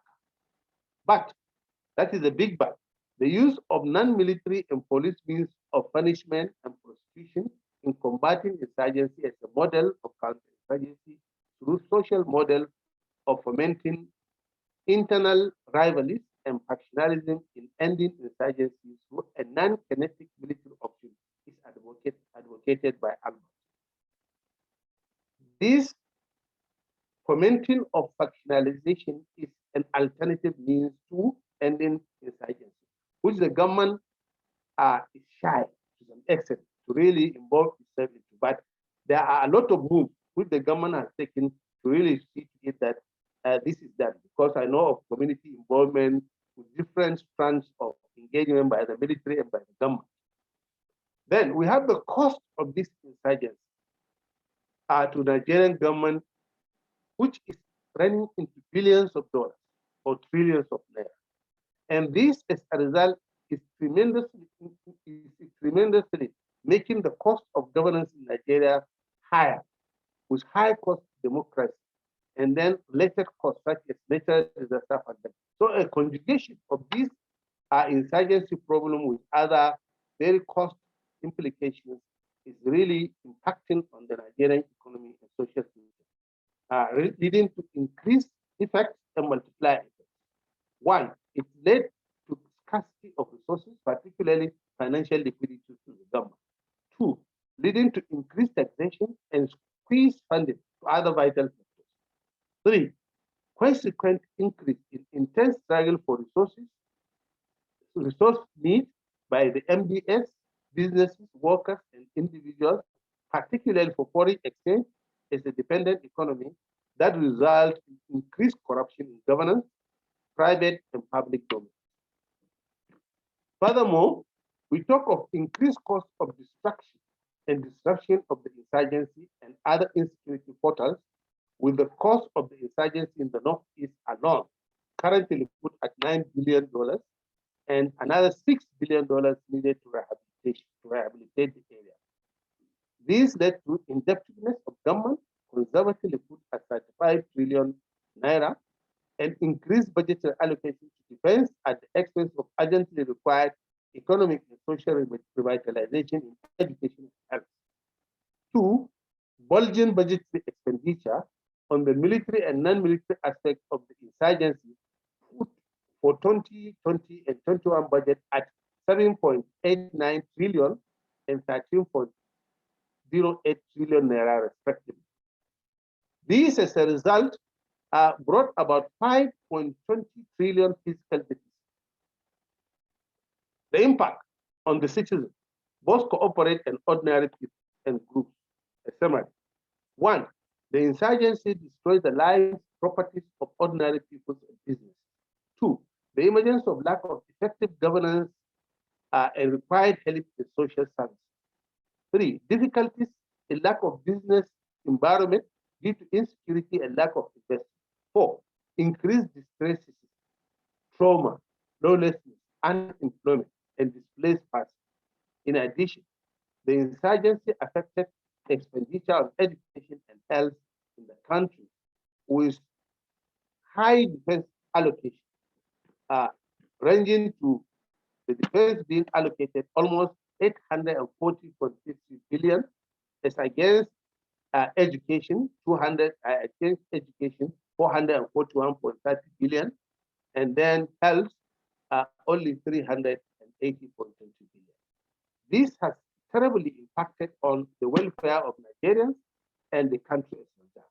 So consequently, the high budget on defense and the insurgency and insecurity has led to debt servicing at 3.12 trillion, which was 25% of the budget.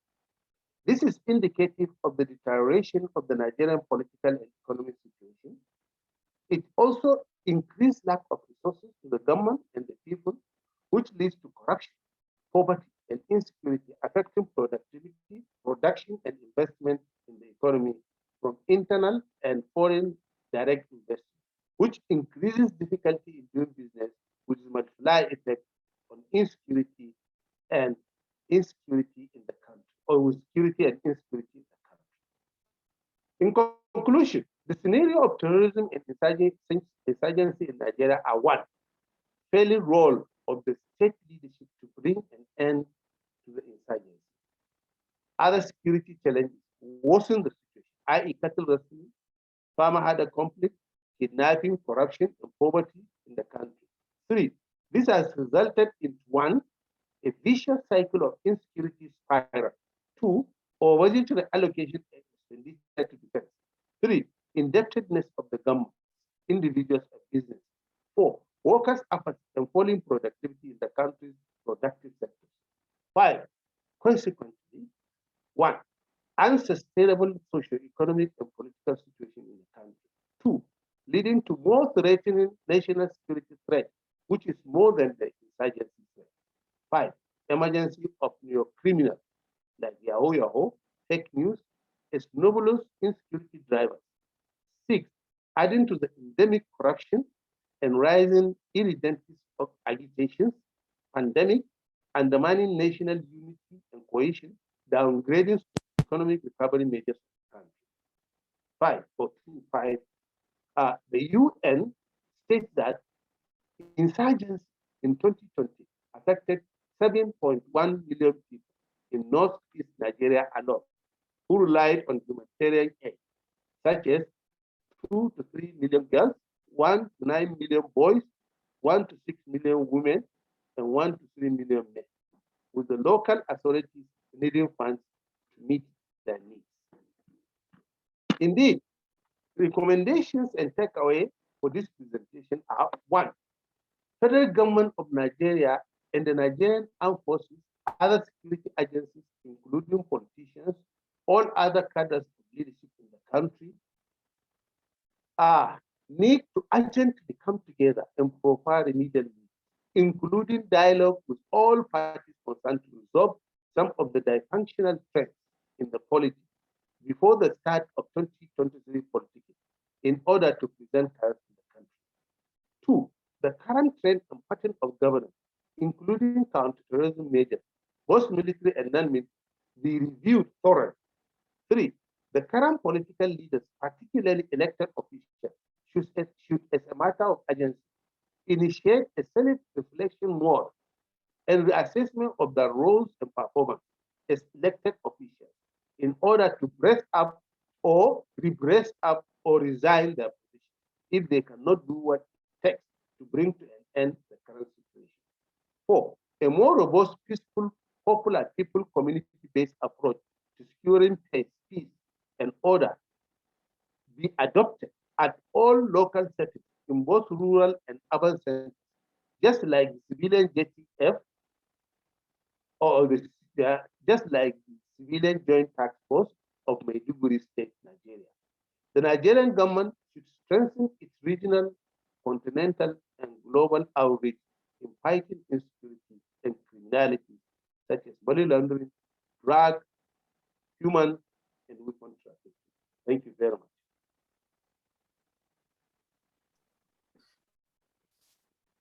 Thank you very much, Professor Waziri. I will now open the floor for questions and comments in the interest of time, because we're already over the time that we had, maybe we can spend 5 to 10 minutes if people have questions or comments, and then we'll move to the next and final session. So does anyone have questions or comments for our panelists?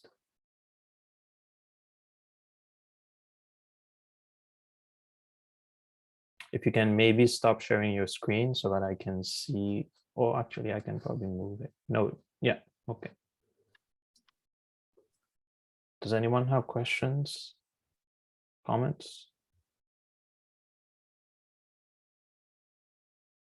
I don't see anyone. Okay, well, thank you very much for your presentation.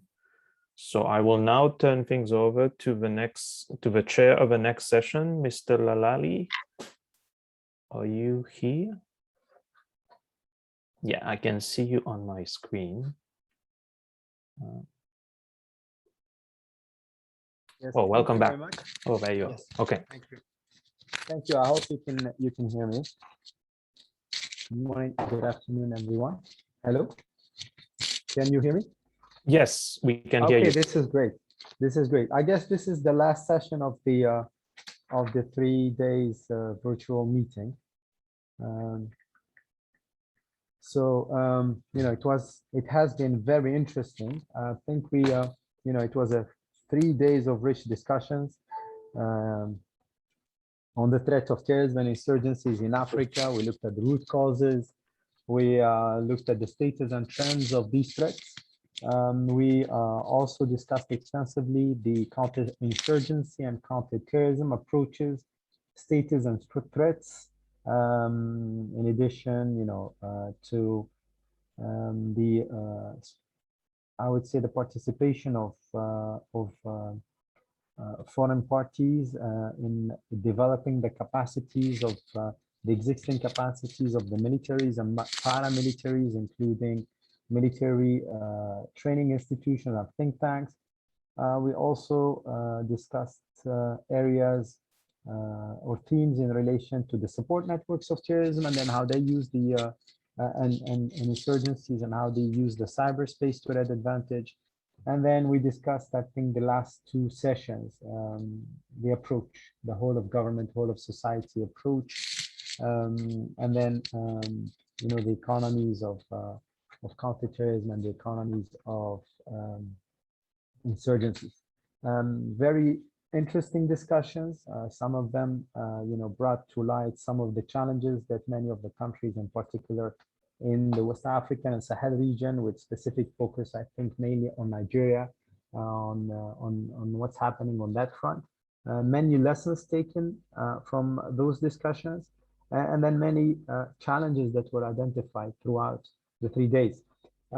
This session, I think, objective is the way forward. Where do we go from here now that we have a very well painted picture of the situation that we have at hand, the approaches, and we all, I think, come to an agreement that the military approach is not sufficient. We have to go beyond the military approach with a much wider approach that involves civil society and the communities that are impacted by terrorism and insurgencies. So without monopolizing the floor, I rather, you know, go with a list of participants or panelists and give them the possibility of sharing with us their views on how we need to move forward beyond, you know, this discussion. Let me start by, allow me to start by Mr. Rol Stéphane Goma from ECOSOC and not ACSRT. I will not talk about the African Union because my colleague Emmanuel is in this, obviously, this you know, session as a panelist. So I'll go straight into Monsieur Ngomat. Over to you, sir. Thank you. From ECOWAS, our sister organization. Okay, merci encore pour cette opportunité. Right, thank you very much again for this opportunity that is given to me to speak and to also make a summary on the way forward.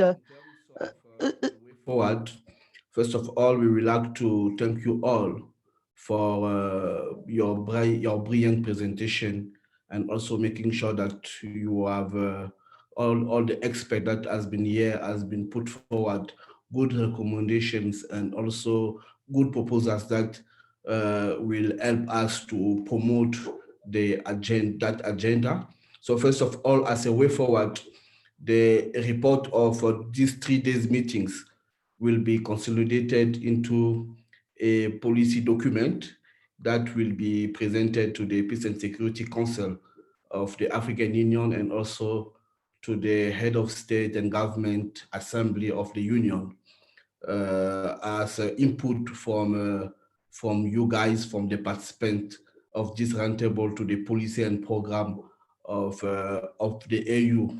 So we as ECOSOC, and together with you, we shall therefore lobby and advocate to the AU member state for the full application of the recommendation of this 3 days roundtable that has take place, and also we will make sure that those recommendations are taken into account in the respective African Union member state.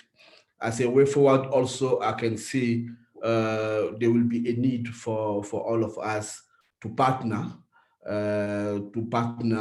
notably between ECOSOC, Pan-African Strategy and Policy Research Group, the Norman Patterson School of International Affairs, and all the organizers of this event, so that we can partner in which we can set up an interactive platform which will enable civil society and research institutions external to the African Union to participate actively in the implementation of the AU policies and program. And also this platform might also allow us to establish a solid partnership between governments and also between all the organization that has taken place in this conference. We can also work as a way forward, try to work on how we can achieve the other key objective that will target the platform to support policies and programs that promote peace, security, and stability in Africa in general, and most particularly that allowed for the preventing, deterring, and defeating of insurgency and terrorism in Africa. As a way forward, also I see a long-term partnership in order through research to issue advisory opinions to the African Union, which will allow in translating the objectives, principles, and policies of the Union and to the evaluation of these programs into concrete program. So we can work together in this fair to advise the Union on certain issues related to terrorism and also to the insurgency by issuing advisory opinions. So I think that can be the way forward of us working together, all of us, and making sure that the program and policies of the Union is translated into concrete actions on the ground. So other way forward that I can see is with regards to preventing, deterring, and defeating insurgency. We can also work on early warning system, in which we can allow the CSO to provide technical support to the AU field and fact-finding missions, and also not only to the AU, but also to the regional economic organization, the REX, and also to the special unit that works on the field of peace, notably the regional mechanism. So we can also undertaking early warning, as I was saying, reporting, and making a situation analysis in this way. We can also I can also see a way of us partnering in peacemaking and mediation field in order to allow also CSOs to advise mediation team during the negotiations. Also, CSO can provide information to special envoys, representative of the chairperson of the Commission of the AU in execution of their work. CSOs also in that partnership may also participate in giving publicity to the peacemaking process to enable the wider population to be informed on the ongoing effort to broker peace in to fight also against the insurgency in our respective countries. So the popularization of all those mechanisms is very key for us and is also very important. So those are the way forward that we can work together and make sure that we add an additional value to the work that is being done on the ground. As a way forward, also I can see we can contribute in peacekeeping following the signing of peace agreement. The CSO may assist in complementary manner the AU and the Peace and Security Council to advise effective process to ensure that the parties to a conflict are assisted in the implementation of peace agreements. We can also work on the humanitarian peace building and post-conflict reconstruction and development with regards to terrorism and also insurgency. So there is many way we can work together, and we as ECOSOC, we are ready to assist, to partner with you in order to make sure that that we benefit from your experience, from your expertise on the ground, for your vision and recommendation. I can also see another scope of partnering with you, such as in provision of technical support, because we need also technical support of a CSO that may work on environmental rehabilitation issues to enable local population to resume normal activities and also to fight against insurgencies and also against terrorism. We can also work on training. CSO may provide, we can also partner with you so that we can provide training sessions and workshops to impart skills and knowledge on peace building for specific parties to a conflict and also to the fight against the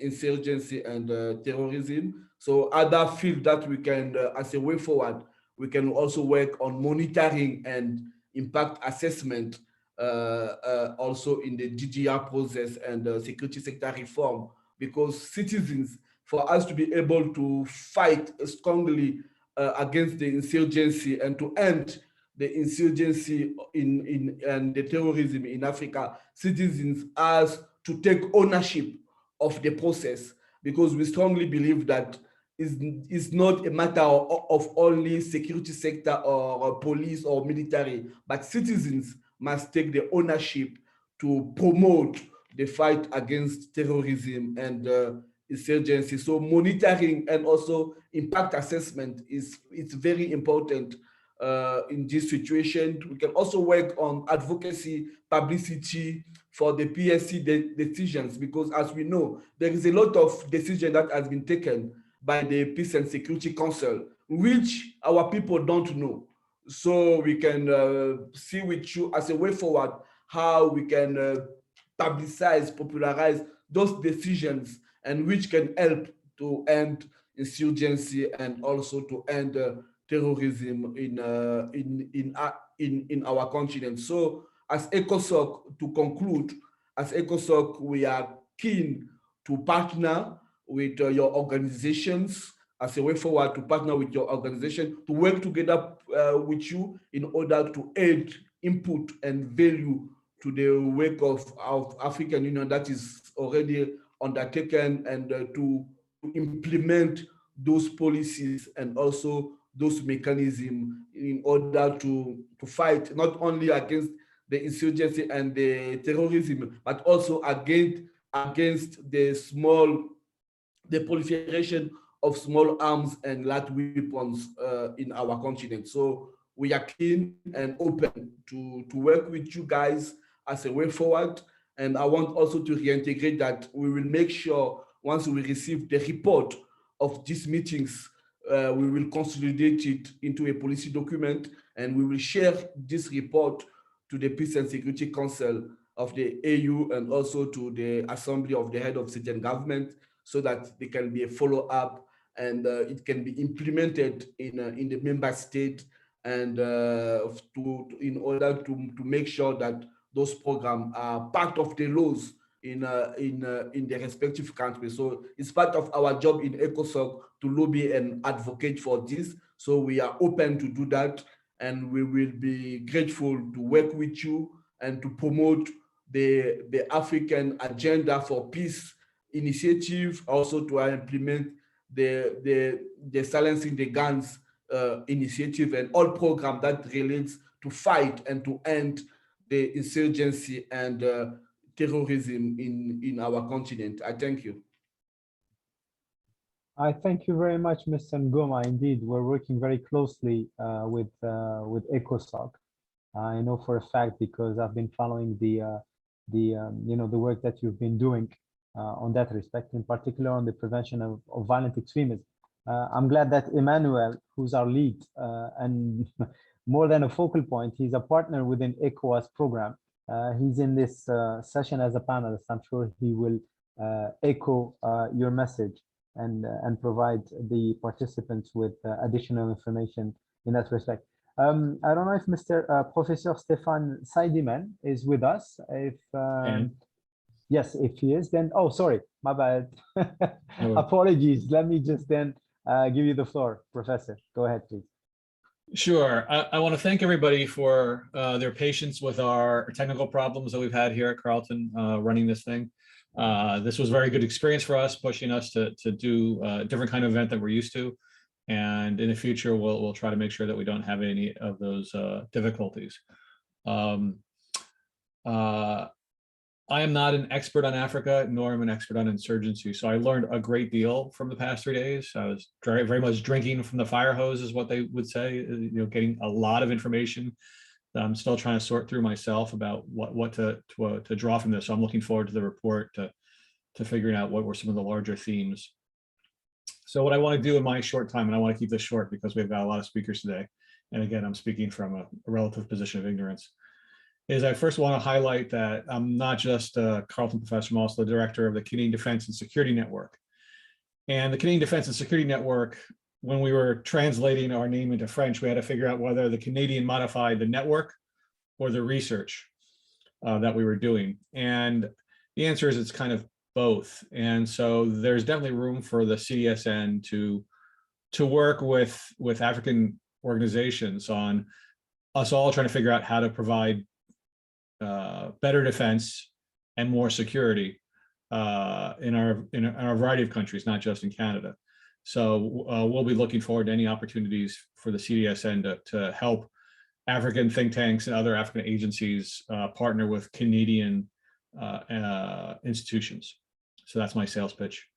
In terms of what I learned from the last couple of days, what I want people to think about a little bit is I raised one of these issues, and I'll raise the second one as well, which is when our studies come up with policy applications, one of the hardest things to do is to figure out whether these policy applications are things that politicians will do.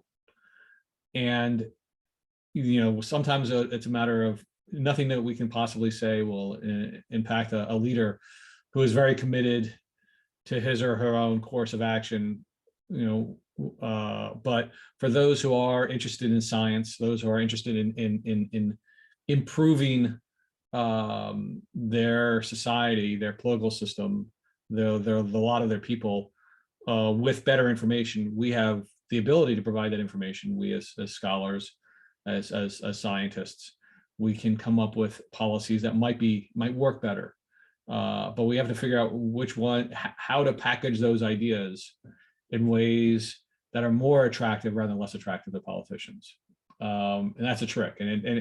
And to do so ethically is a real challenge. And so I'm not saying I have any ideas about how to do it. I'm just suggesting that this is something that, as we come to the conclusion section of our papers, is that we need to figure out how to articulate the conclusion in ways that work. And this is not just a problem for African leaders. We have this problem in every other part of the world how do we get the politicians to listen to us? We've seen in the pandemic great variation in the willingness of politicians to listen to the scientists.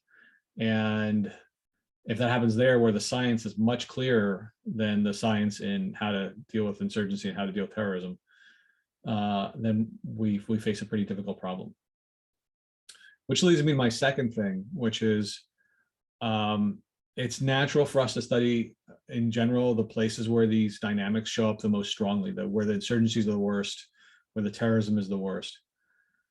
And I want to suggest that maybe I missed it because I wasn't listening as careful as I should, but I think we need to do more studies of those countries that have had very little problems with terrorism and very little problems with insurgency, as a contrast, to learn what works.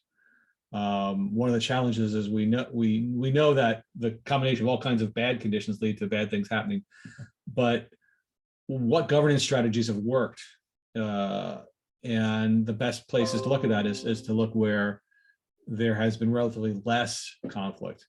My second book was on the international politics of irredentism. And we not only looked at the irredentist wars that occurred in the Eastern Europe in the 1990s, but we also looked at the places that didn't have irredentist conflict in the 1990s. Of course, we included Russia as one of the places that wasn't irredentist in the 1990s. So we had to write an addition to the book later on after Crimea. But the important thing is if we look at the places where conflict doesn't happen, that might teach us a little bit about both those places and the places where conflict does happen. And that's all I've got to say, because I've got a lineup of a bunch of people behind me who are much sharper on these issues than I am. So thank you for your time. Thank you to the organizers of this event, because it's been really a terrific event. And thanks for all the speakers for bringing all of their insights to the conversation. Thank you. Thank you, Professor. Thank you very much. Let me just move to my dear colleague, Colonel Emmanuel Mouaya. Emmanuel, tu es avec nous? Oui, exactement. Okay, great. I don't know if you want to go in French or English, but you're free to speak whichever language you want. I think interpretation is ready. Thank you. Je vais parler en français pour assurer. Well, I will speak in French just to show that linguistic diversity. Thank you. Good morning, dear colleague and participant attendees. I would like to first start by saying that I'm fully satisfied of the quality of the content of this roundtable and the quality of the speakers, the research that was made, and the intervention. I'm also saying on the conclusion, the proposition that we have noticed, and I believe this roundtable is a good initiative, and it will not be the last that we will have. So I will ask to keep organizing such roundtable. Now, about the next step or the way forward that I would like to highlight, I will first want to say that I perhaps propose that next time we have a more diversified presence, especially in the world and even in the African context. It would be nice to have also point of view of Mozambican, Somalian, Central Africans, what's happening in their territories, but also in the representation of some institutions that are in charge of questions of peace and security. We have spoken of question of insurrection, and it would be nice if we could have a representative from African forces in the continental point of view and the regional point of view. In the AU, for instance, I know that there is a work that is being done now where we are trying to put in place a special unit for anti-terrorist special unit to support. And it would have been nice to have some of those leadership from those units to see what they are actually doing. And in the discussion, we would have been able to enriched ourselves mutually. I also want to add that for me, what is important is that African and partners, we may review our ways of tackling the question of the fight against insurrection and terrorism, because in a sense, or in a point of view, partners are proposing tools well done to just implement. And on the other hand, perhaps we see, I don't want to say pacifism, but a prevention of African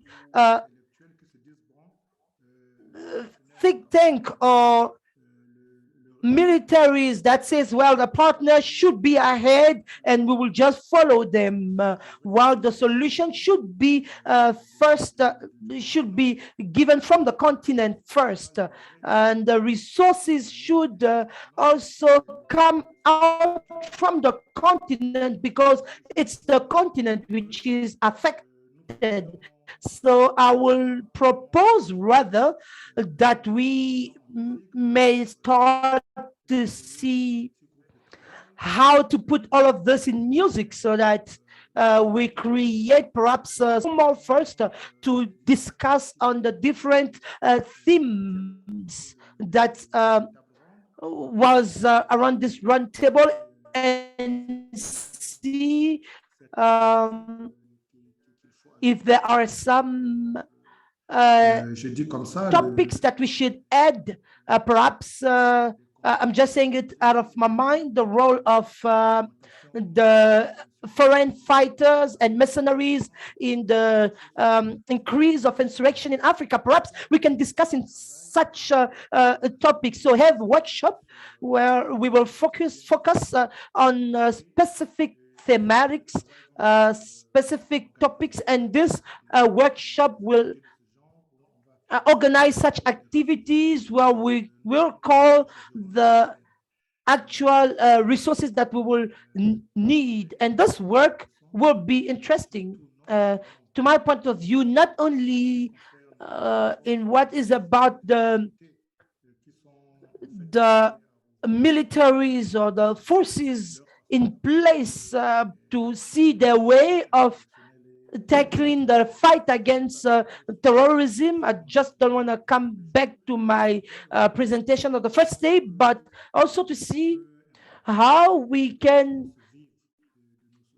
involve all the civil society in that fight, and what are the new approach that we want to put in place in this fight, so that it's be more effective. So this is in summary what I wanted to propose as a way forward, and what we could do. Thank you very much for your attention. Thank you very much.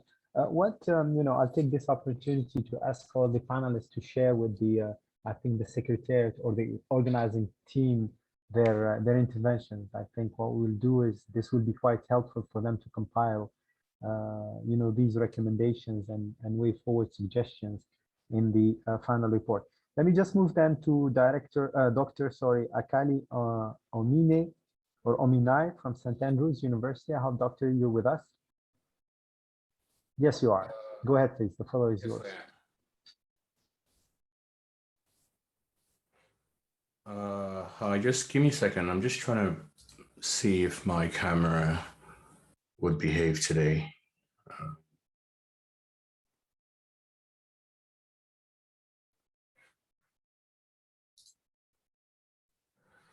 Okay, it seems to be working. Thank you very much. Again, extending my thanks to General Ishola and General Ali for making the introduction, and also want to say thank you to Professor Teddy in helping organize this very excellent event. What I'm going to be touching on right now in terms of the way forward is probably something that hasn't really been discussed much throughout the entire conference, and that's the issue of the environment. The notion that the environment isn't relevant to the conversation on conflict across Africa is a fiction. And what is even more problematic, in my view, is the notion that Africa's problems with regards to conflict can somehow be solved. And then after we've resolved all those problems, we then turn to the resolution of the environment. It doesn't work that way. The environment is affecting everyone in real time. And as much as European countries and countries in Asia and everywhere else around the world are having to wrestle with climate change, it's just unfortunate that not only are we having to wrestle with climate change, we're also having to wrestle with the impact of climate change on conflict. I'm going to use Nigeria a little as a case study, partly because something that General Ishola said yesterday struck me, right? This notion that African countries seem not to learn from each other and past experience. The notion that after what Wagner has done in Mozambique and Central African Republic, they're still being floated as options elsewhere. And I just want to say that along those lines, I hope that African countries can kind of learn from the Nigerian experience so that what has happened in Nigeria will not be replicated elsewhere. Since 1970s in Nigeria, with the emergence of oil and the oil boom, the country's other exports really suffered. I mean, the agrarian economy, so peanuts, things like cocoa, they all became unprofitable, right? And production collapsed very rapidly. Now, the loss of these agricultural activities really hurt thousands and thousands of farmers. Now, the government either didn't know or didn't care that other sectors were being affected because of the rents that it got from crude oil, right? Now, although the farmers were affected for all this time, what also happened and what's been happening is that climate change hasn't had the kind of impact over the last few decades that it's having today, right? So the kind of climate change that we are seeing affecting everyone in 2021 isn't the same that was affecting these regions in the 1970s, 1980s, or even the 1990s, right? So farmers could still kind of get by, pastoralists could still kind of take their cattle through the historical routes that their ancestors had always used. That was feasible. These things are no longer feasible today. Desertification is increasing at something like 6% every year. At least 35% of Nigeria is threatened by desertification.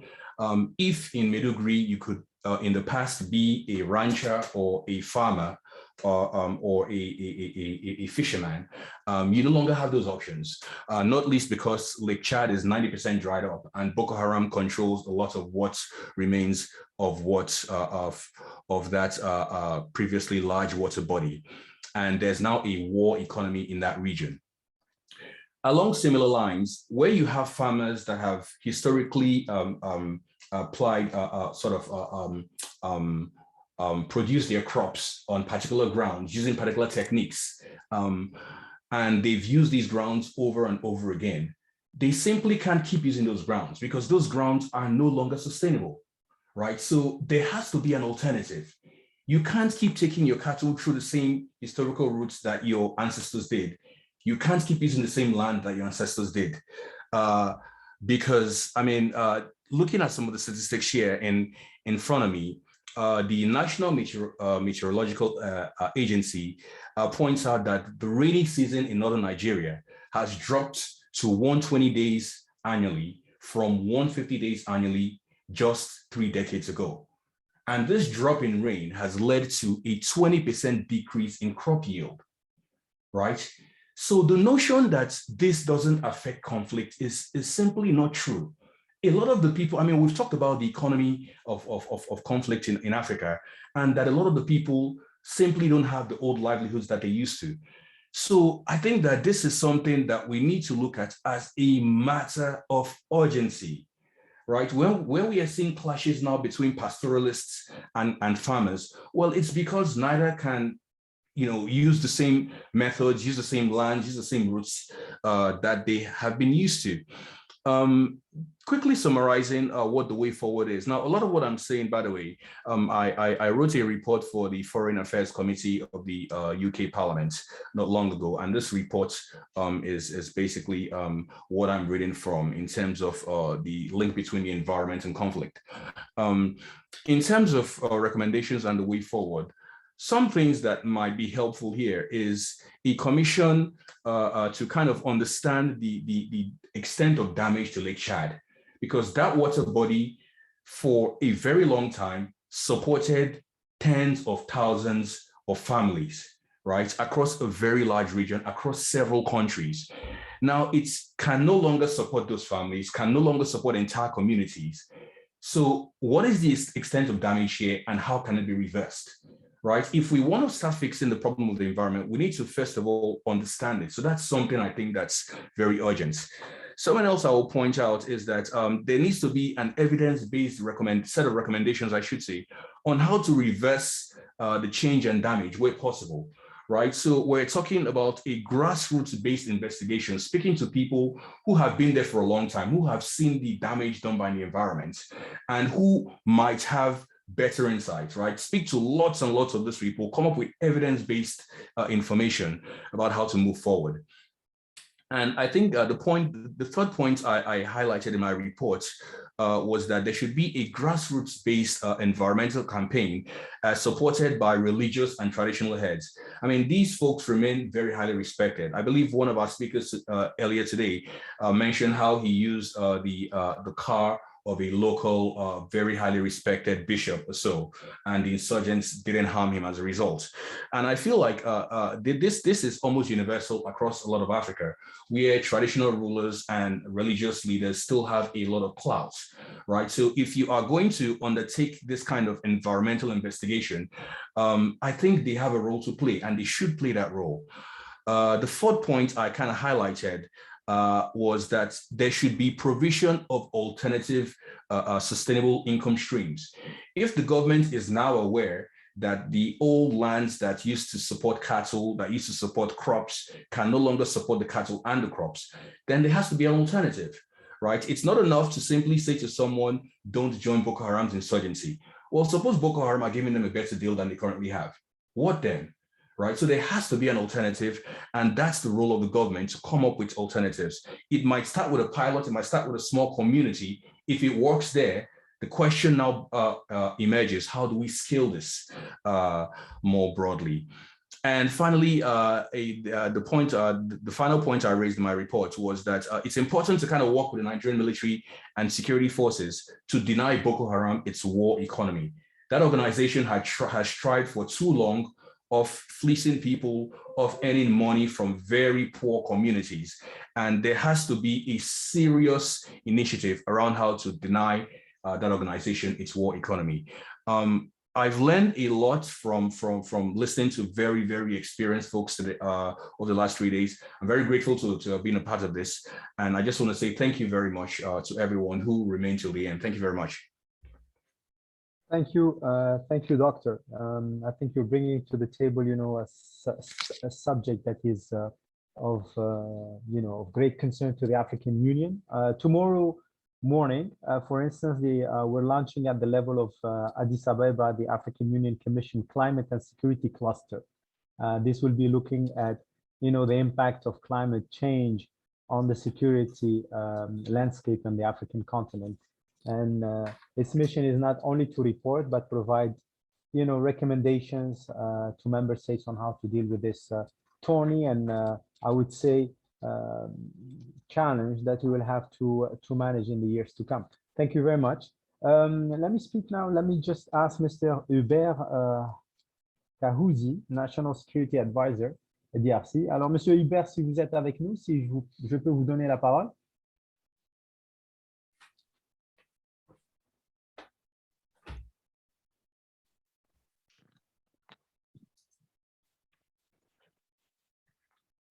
Alors, Mr. Hubert. Sorry, Bonjour tout le monde. Voilà. Il est là. Good day, everyone. Voilà, très bien. C'est nos collègues de CNCLT. Bonjour. Comment allez-vous? I hope that you can hear me. On vous reçoit 5 sur 5. Oui. Yes. Okay, thank you. Thank you very much. I would like to thank first the organizers to have associated us to this forum. I know that we can perhaps regret a little bit because I was supposed to speak on Monday, but unfortunately I didn't speak. My name is Pamba Laurent, and I'm in the coordination of the fight against terrorism in the Republic of Congo, the DRC. And I just want, as the moderator introduced, come back first, thank all the attendees and the participants, the panelists, and the organizers for the level so high of discussion and the recording of new ideas and the debate. And for us, unfortunately, we haven't spoken on the first day. We would like to inform the different participants on the threat of Islamic State in Central Africa, which is in pressure in DRC now, in the province of the North Kivu. After perhaps 3 years of military intervention, we are highlighting that the option security of the army have shown his weakness, and toward the national coordination, we estimate that we now need to look at other ways, meaning to now adopt a holistic approach that will take together all the parties, actors of society, that means the government, all the stakeholders, the defense force, so civil society, and the religious groups and local leaders, and even youth and women. And we hope that with this new method, we will be able to touch on the deep roots of the violence that is in our country. And also, the government would like to also look at the regional and sub-regional cooperation. As you know, in DRC, we have many foreign fighters, foreign terrorists.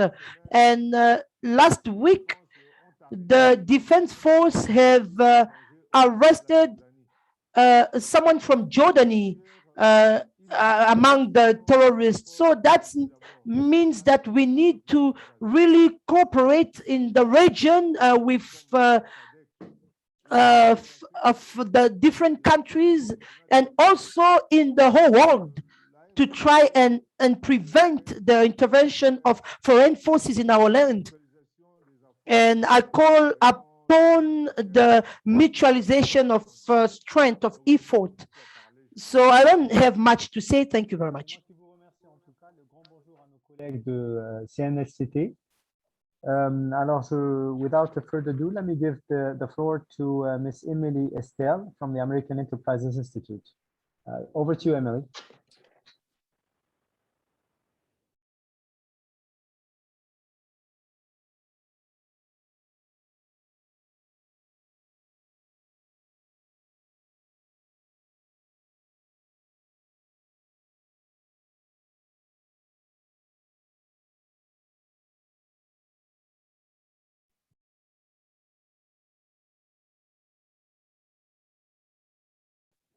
Do we have Dr. Emily online? Estelle?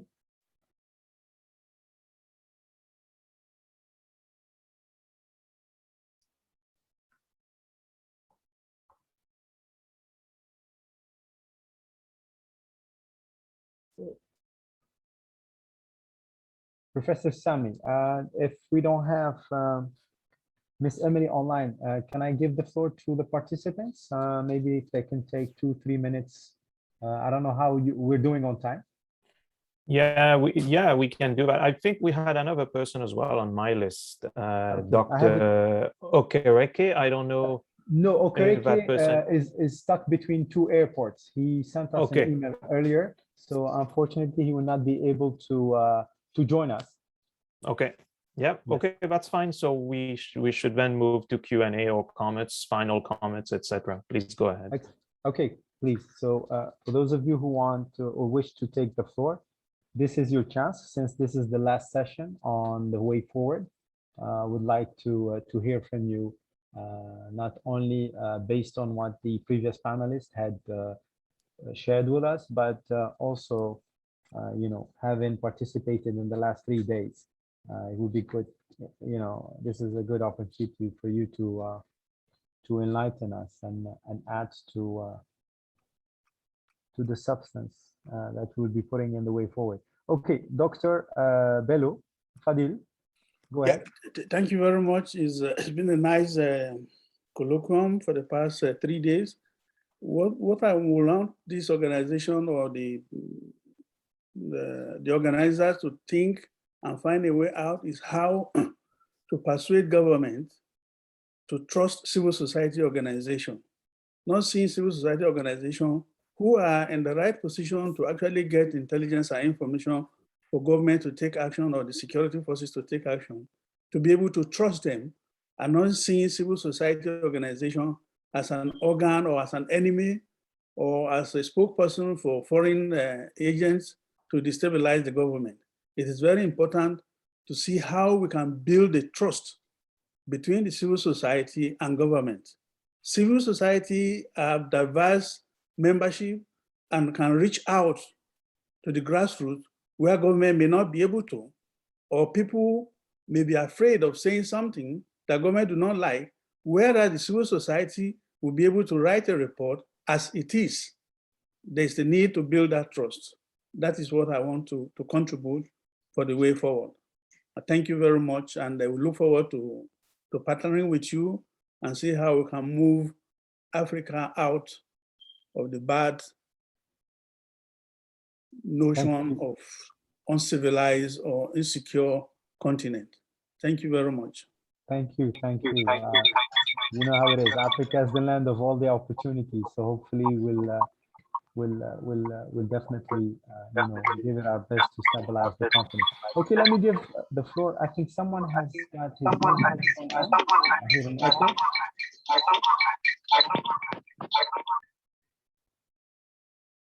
Okay, great. Let me just move to Dr. Ugunlana. Apologies if I butchered your name. So go ahead, doctor. And you got it very right. That's good. Ugunlana, you call it right. That's a good one. Yeah, it's been a very wonderful experience in the last 3 days. And I've listened to a lot of people talking about intelligence. But one thing, which of course I want to recommend as part of Way Forward, is that open source intelligence, it's one of the aspects which of course we ignore. And Africa, we are not using it the way we're supposed to use it. I saw the conversation of Emily Esteli, one of the email conversation that she is going to speak on open source intelligence, but unfortunately she's not here today. It is an aspect of intelligence that has always been neglected or ignored by intelligence collection agencies, particularly in Africa. The thinking has always been the good intelligence is always classified. Open source intelligence information that is readily available, it's meaningless to them. Not only in Africa, I've seen a former CIA director say, okay, I will not waste my time on open source intelligence, but that's wrong. And that's shifting today. Shamakand, who happens to be one of the notable persons known in intelligence for today, is one of the promoter of open source intelligence. And I'll give you a sample. There was a bomb explosion that claimed 12 lives and injured over 120 people in Nigeria some years ago. That precisely October 1st, 2010. During Golden Jubilee independent anniversary under Jonathan government. Apart from the fact that the British intelligence shared information about the incident with Nigerian intelligence organization, also there was enough open source intelligence that would have enabled the law enforcement agencies in Nigeria to avert that situation. Because 3 hours before the bomb blast, one of the known militant organizations in Nigeria, MEND, posted message on their website and also sent information to major online media as at that time, Sahara reporter, warning about the time the bomb will explode. In fact, the message also gave us the clue of how the bomb will be detonated through car or waste bin. It's important. Africans should place more value on open source intelligence. CNN, you see a lot of things in CNN before you start gathering it. So it's important, and that's part of the way forward. Thank you. Thank you very much. And if you know, I invite you to recall the commissioner's speech about this necessity of meeting early warning with early response. So having the information is one thing, being able to act upon it is a different ball game and a challenge. So I think this is where we need to be focusing also our attention, is to make sure that once we have the information, we have the capacity to intervene, we have the capacity to project, you know, the peace, what do you call it, defense and security forces in the terrain to be able to stop, apprehend, and bring to justice these criminals, whatever they are, terrorists or insurgents. Let me give the floor to my dear brother, Ishora Williams. Major General, it's been some time. I've aged since the last time we met in Niger in 2012. Yeah, thank you very much, Idris. It's been a long time. General, there's a lot of background noise. I think it's because you have two. Because he has two gadgets on, so he has to put up one for the echo to go. True. Yeah. This is much better. This is better. Now you switched off the two. You have to switch on one.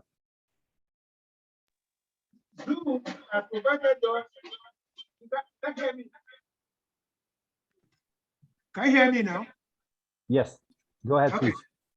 Zoom has provided us the means of getting together without spending so much money in moving around. Therefore, there's a need to explore some old concepts that have worked. One, this very concept in West Africa that works very well between communities on the border is very important, and I think it should be revisited. So as a non-kinetic solution to the cross-border problem that we have right now, especially in West Africa, if you look at Burkina Faso-Mali border, how can we reintroduce that into the whole scenario? That's number one. Number two is that we need to explore the concept of collective security in all the protocols of the regional organizations, ECOWAS, SADC, and everybody. Because what we find today is that everybody keeps blaming border. So what is the problem about border? And if we have collective security, it means that we have our brother's keeper with respect to security. So what is missing? And what can cover the gap that is missing right now? I think it's very important that you find a way of covering that gap so that to a great extent, we do not talk so much about borders or anything like that at all. Thirdly, African countries need to understand one thing, and that is we need to separate safety from security. African countries have no defense problems, but they have Ministry of Defense all over the place. We have no defense problem. Our problems are internal and based on territorial insecurity. Therefore, law enforcement becomes a priority. And if your law enforcement is working and strong and capable, you can reduce terrorism to the minimum and insurgency to the minimum. That has to be explored. And we tend to forget that law enforcement is split between the three categories that you have in any country: the political authority, the law enforcement agencies, and the communities and the population. Why do we need law enforcement? We need law enforcement because there are some bad elements within the community. So if the community needs law enforcement, communities, political authority must find a way of working together, which is not working now. And that's why people say police are very brutal. And police say, see, we have to obey the command of the political authority, not you, the community we are supposed to protect. How do you resolve that sort of issue? How do you resolve that sort of problem? Okay, and the last point I want to make is the question of counterintelligence, which is also under your mandate. And what am I saying about counterintelligence? On many occasions, the foreign support that you get is really in the area of intelligence. But they have reduced this support because we are very weak in counterintelligence. When you look at the case of Mali or Burkina Faso, the jihadists and some elements, they have infiltrated the armed forces. It's even worse with the civilian joint task force, which we copied, which we did not design properly, and which has become the problem because civilian joint task force have not been able to solve the problem that you are created to solve, providing human intelligence and understanding of the local culture and environment. Now, some people have joined it again with what they call vigilantes, who are no training, nothing. But they are supposed to perform some work. All these things need to be looked at and studied and find a way of dealing with them within the African peculiarities. So to me, these are the 4 areas that I think we need to look at way forward. Thank you. Thank you, General. And it's reassuring that you started with the non-kinetic approach at the beginning, and it's always, a positive aspect when you hear a general talking about non-kinetic approach. So there is hope in the horizon that, as we move forward in terms of counter-insurgency and counter-terrorism, more and more we need to develop this non-kinetic approach to security. And then there's this issue of going beyond the definition of security, which is, in the mindset of many as being defense and not protection, one. Second, we also have to, add to the equation food security. We need to add health security, education security as part of, the solutions to the problems that we have at hand. I have a tendency of monopolizing the floor. Let me just look at, the other participants if they wish to take the floor. Okay, colleagues from Pan-African, the Strategic Research Center, please go ahead. Good afternoon, everybody, once again. I would just want to add that we have most of the insurgents, mostly men or young boys. They are sons, brothers to some people. And I know that Ambassador Adeoye on the day of the opening mentioned how we can use women and children to fight insurgency and terrorism. I believe very much that mothers will play a major role by talking to most of these so-called insurgents, who I believe did not drop from the skies. They are children to some people. They should be able to try to talk to them, try to let them understand that this is not the way to go. Professor Yusuf today has also talked about trying to integrate some of those people that have actually given up their arms and decided to come back into the society. So many things can also be done to rehabilitate them, to also ensure that we find a way to bring them back, either by ensuring that they go through some form of to kind of be punished in a way for what they did. Somebody mentioned community service, to kind of pay back and then accept them, integrate them back into society, and then also watch them so that they don't go back to those issues.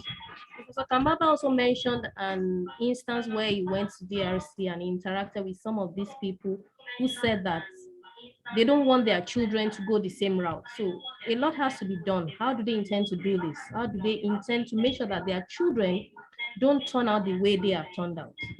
Thank you very much. Thank you, thank you. Let me move to Joan Bagwu, please. take the floor. Okay, thank you very much for this opportunity. I really want to thank the organizers of this wonderful program for coming together to do this, especially that we don't have to incur a lot of financial expenses to participate. So it's really good, and I'm grateful I participated. Just like I said earlier to you about 2 days ago on Monday about the how can we get your office to begin to reach out to African Union or African leaders in terms of going non-military. I'm so happy that the research I conducted some years back is beginning to be the center focus, which hopefully I'll share my research with you after this program. And the idea of going non-military is coming together and coming to be the center for us. And we are getting more creative in terms of what could be done to make it work. So it's really a good thing. I'm happy about it. So I still go back to it.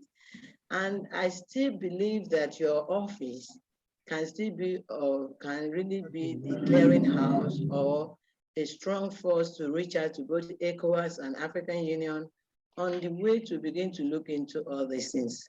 Human security will always be the main focus. When people have reasons to live, they don't want to die. But when people don't have anything to live for, why must they live? And they don't want to die alone. That's why they want to die along with or kill other people along. So it's very important for me to make this contribution as I say thank you to the organizers of this program. Thank you. Thank you, Madam. Thank you very much. Comments well taken and noted. Thank you. So I turn to Professor Teddy.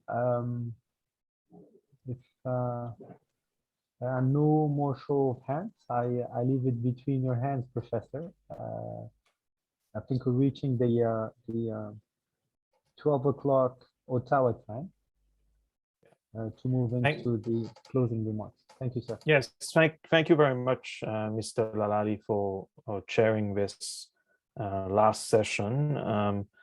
I also want to thank everyone for participating and also the organizers.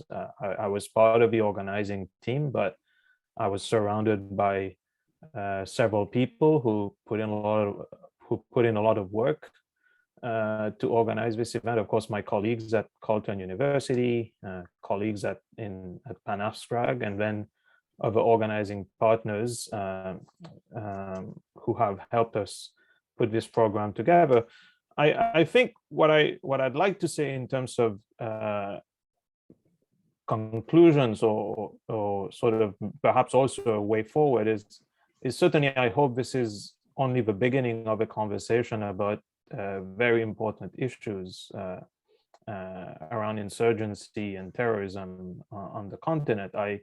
I spend a lot of my time looking at African development as an economist, so I'm not an expert on terrorism or insurgency, but I do work on fragile states. And I think there's lots of connections between the fragility of countries and the emergence of insurgent groups and terrorism across the region.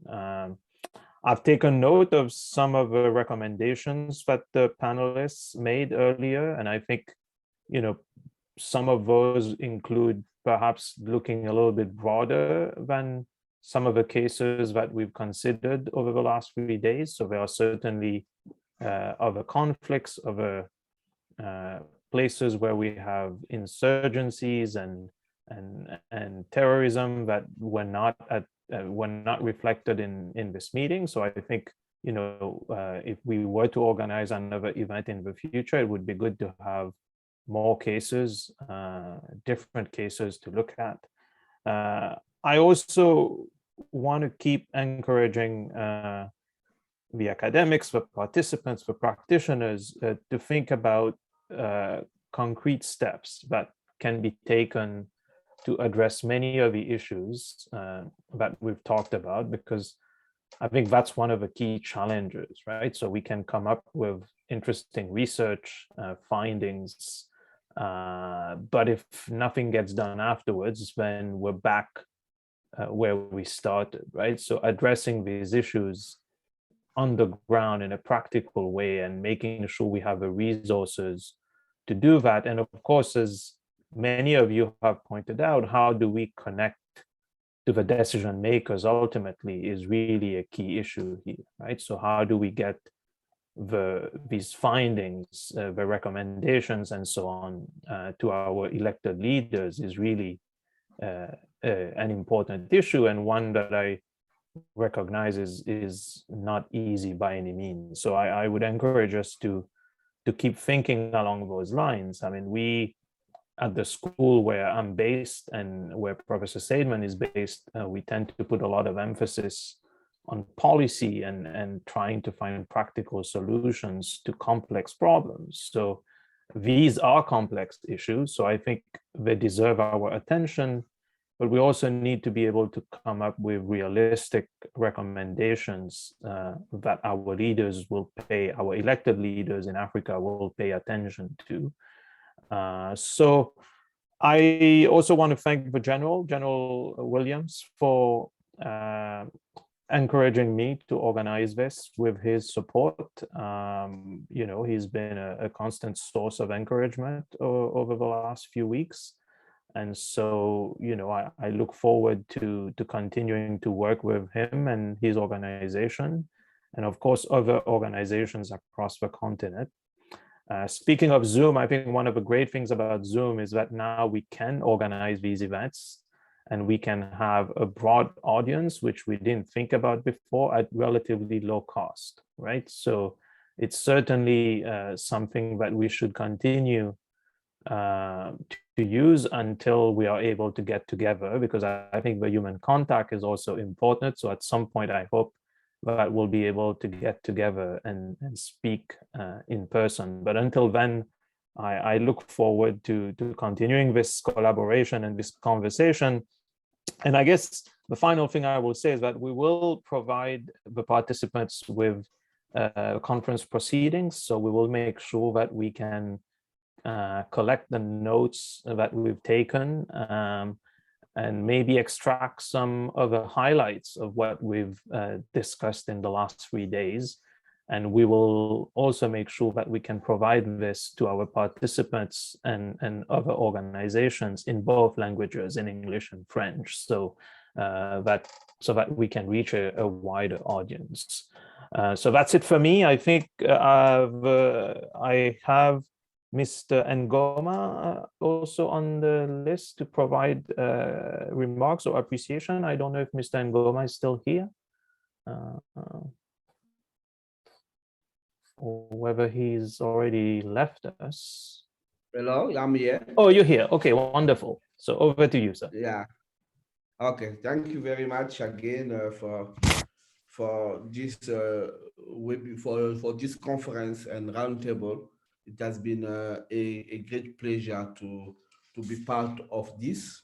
So, Excellency Ambassador Abokole Adeoye, Commissioner for Political Affairs, Peace and Security at the African Union Commission, Mr. Idris Munir Lalali, Acting Director, African Center for the Study and Research on Terrorism, Prof. Yagadinsin Tedi, Sami of Carleton University, Canada, Mrs. Kaha Adi Mohamed of also Carleton University, dear expert, all protocol observed, ladies and gentlemen, at the end of this roundtable under the theme Preventing, Deterring and Defeating Insurgency in Africa, allow me to reintegrate my thanks respectively to General Williams Ishola of the Pan-African Strategy and Policy Research Group and all his team, but also my thanks to the Norman Paterson School of International Affairs, Carleton University, Canada, the Center for Security, Intelligence and Defense Studies, the African Center for the Study and Research Against Terrorism, the Center for Strategic and Defense Studies, and especially to the Commissioner for Political Affairs, Peace and Security of the African Union Commission, His Excellency Ambassador Bankole Adeoye, who honored us by participating to this roundtable. My thanks also go to the experts who kindly share their experience and expertise with the participant. By choosing to bring together experts in the field of peace and security, the organizers of this roundtable opted for an approach of complementarity and synergy between all the structures engaged in the fight against insurgency and terrorism in Africa. We will also agree that terrorism and insurgency remains one of the areas in which strengthened collaboration is absolutely necessary if we want to eradicate the growing threat it posed to public order. Ladies and gentlemen and dear participants, as you know, the spread of insurgency, terrorism, violent extremism takes many forms, and these activities continue to destabilize our continent.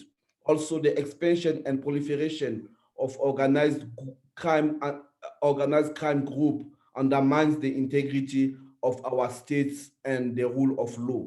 In this context, cooperation is essential between all stakeholders in our respective domain in order to dismantle dangerous criminal activities financed by illicit arms trafficking.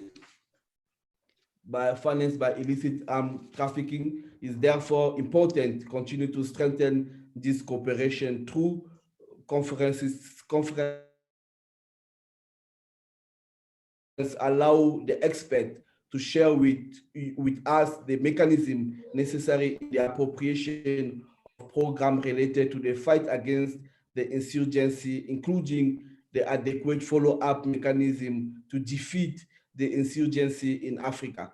The practical experience sharing provided during this virtual conference added to your own experience should allow you to play a major role in promoting the culture of peace in order to defeat the insurgency in Africa. Ladies and gentlemen and dear participants, I urge you to put this knowledge into practice to cultivate information sharing and integrity in order to achieve our common goal of a peaceful Africa. I will end my speech by reintegrating to all of you my sincere thanks for your active participation in these conferences. Thank you for your kind attention. I thank you. Thank you very much. So I guess that's it for me and for us. I don't know if General Williams, I see your hand is raised. I don't know if that's from before or whether you'd like to say something. Otherwise, we'll close. Oh, no, I just want to say a very big thank you to Madam Ariola Bello, who was responsible, like you know, for all the paperwork. And I think it deserves some accolade for the good work he has done. Thank you very much, Madam Bello. Indeed, thank you very much. Thanks, Ariola. Welcome. Okay. Thank you, everyone, and enjoy the rest of your day, evening, wherever you are. And I look forward to seeing you again in the near future. Thank you, Prof. Thank you. Thank you, everybody. Thank you, everybody.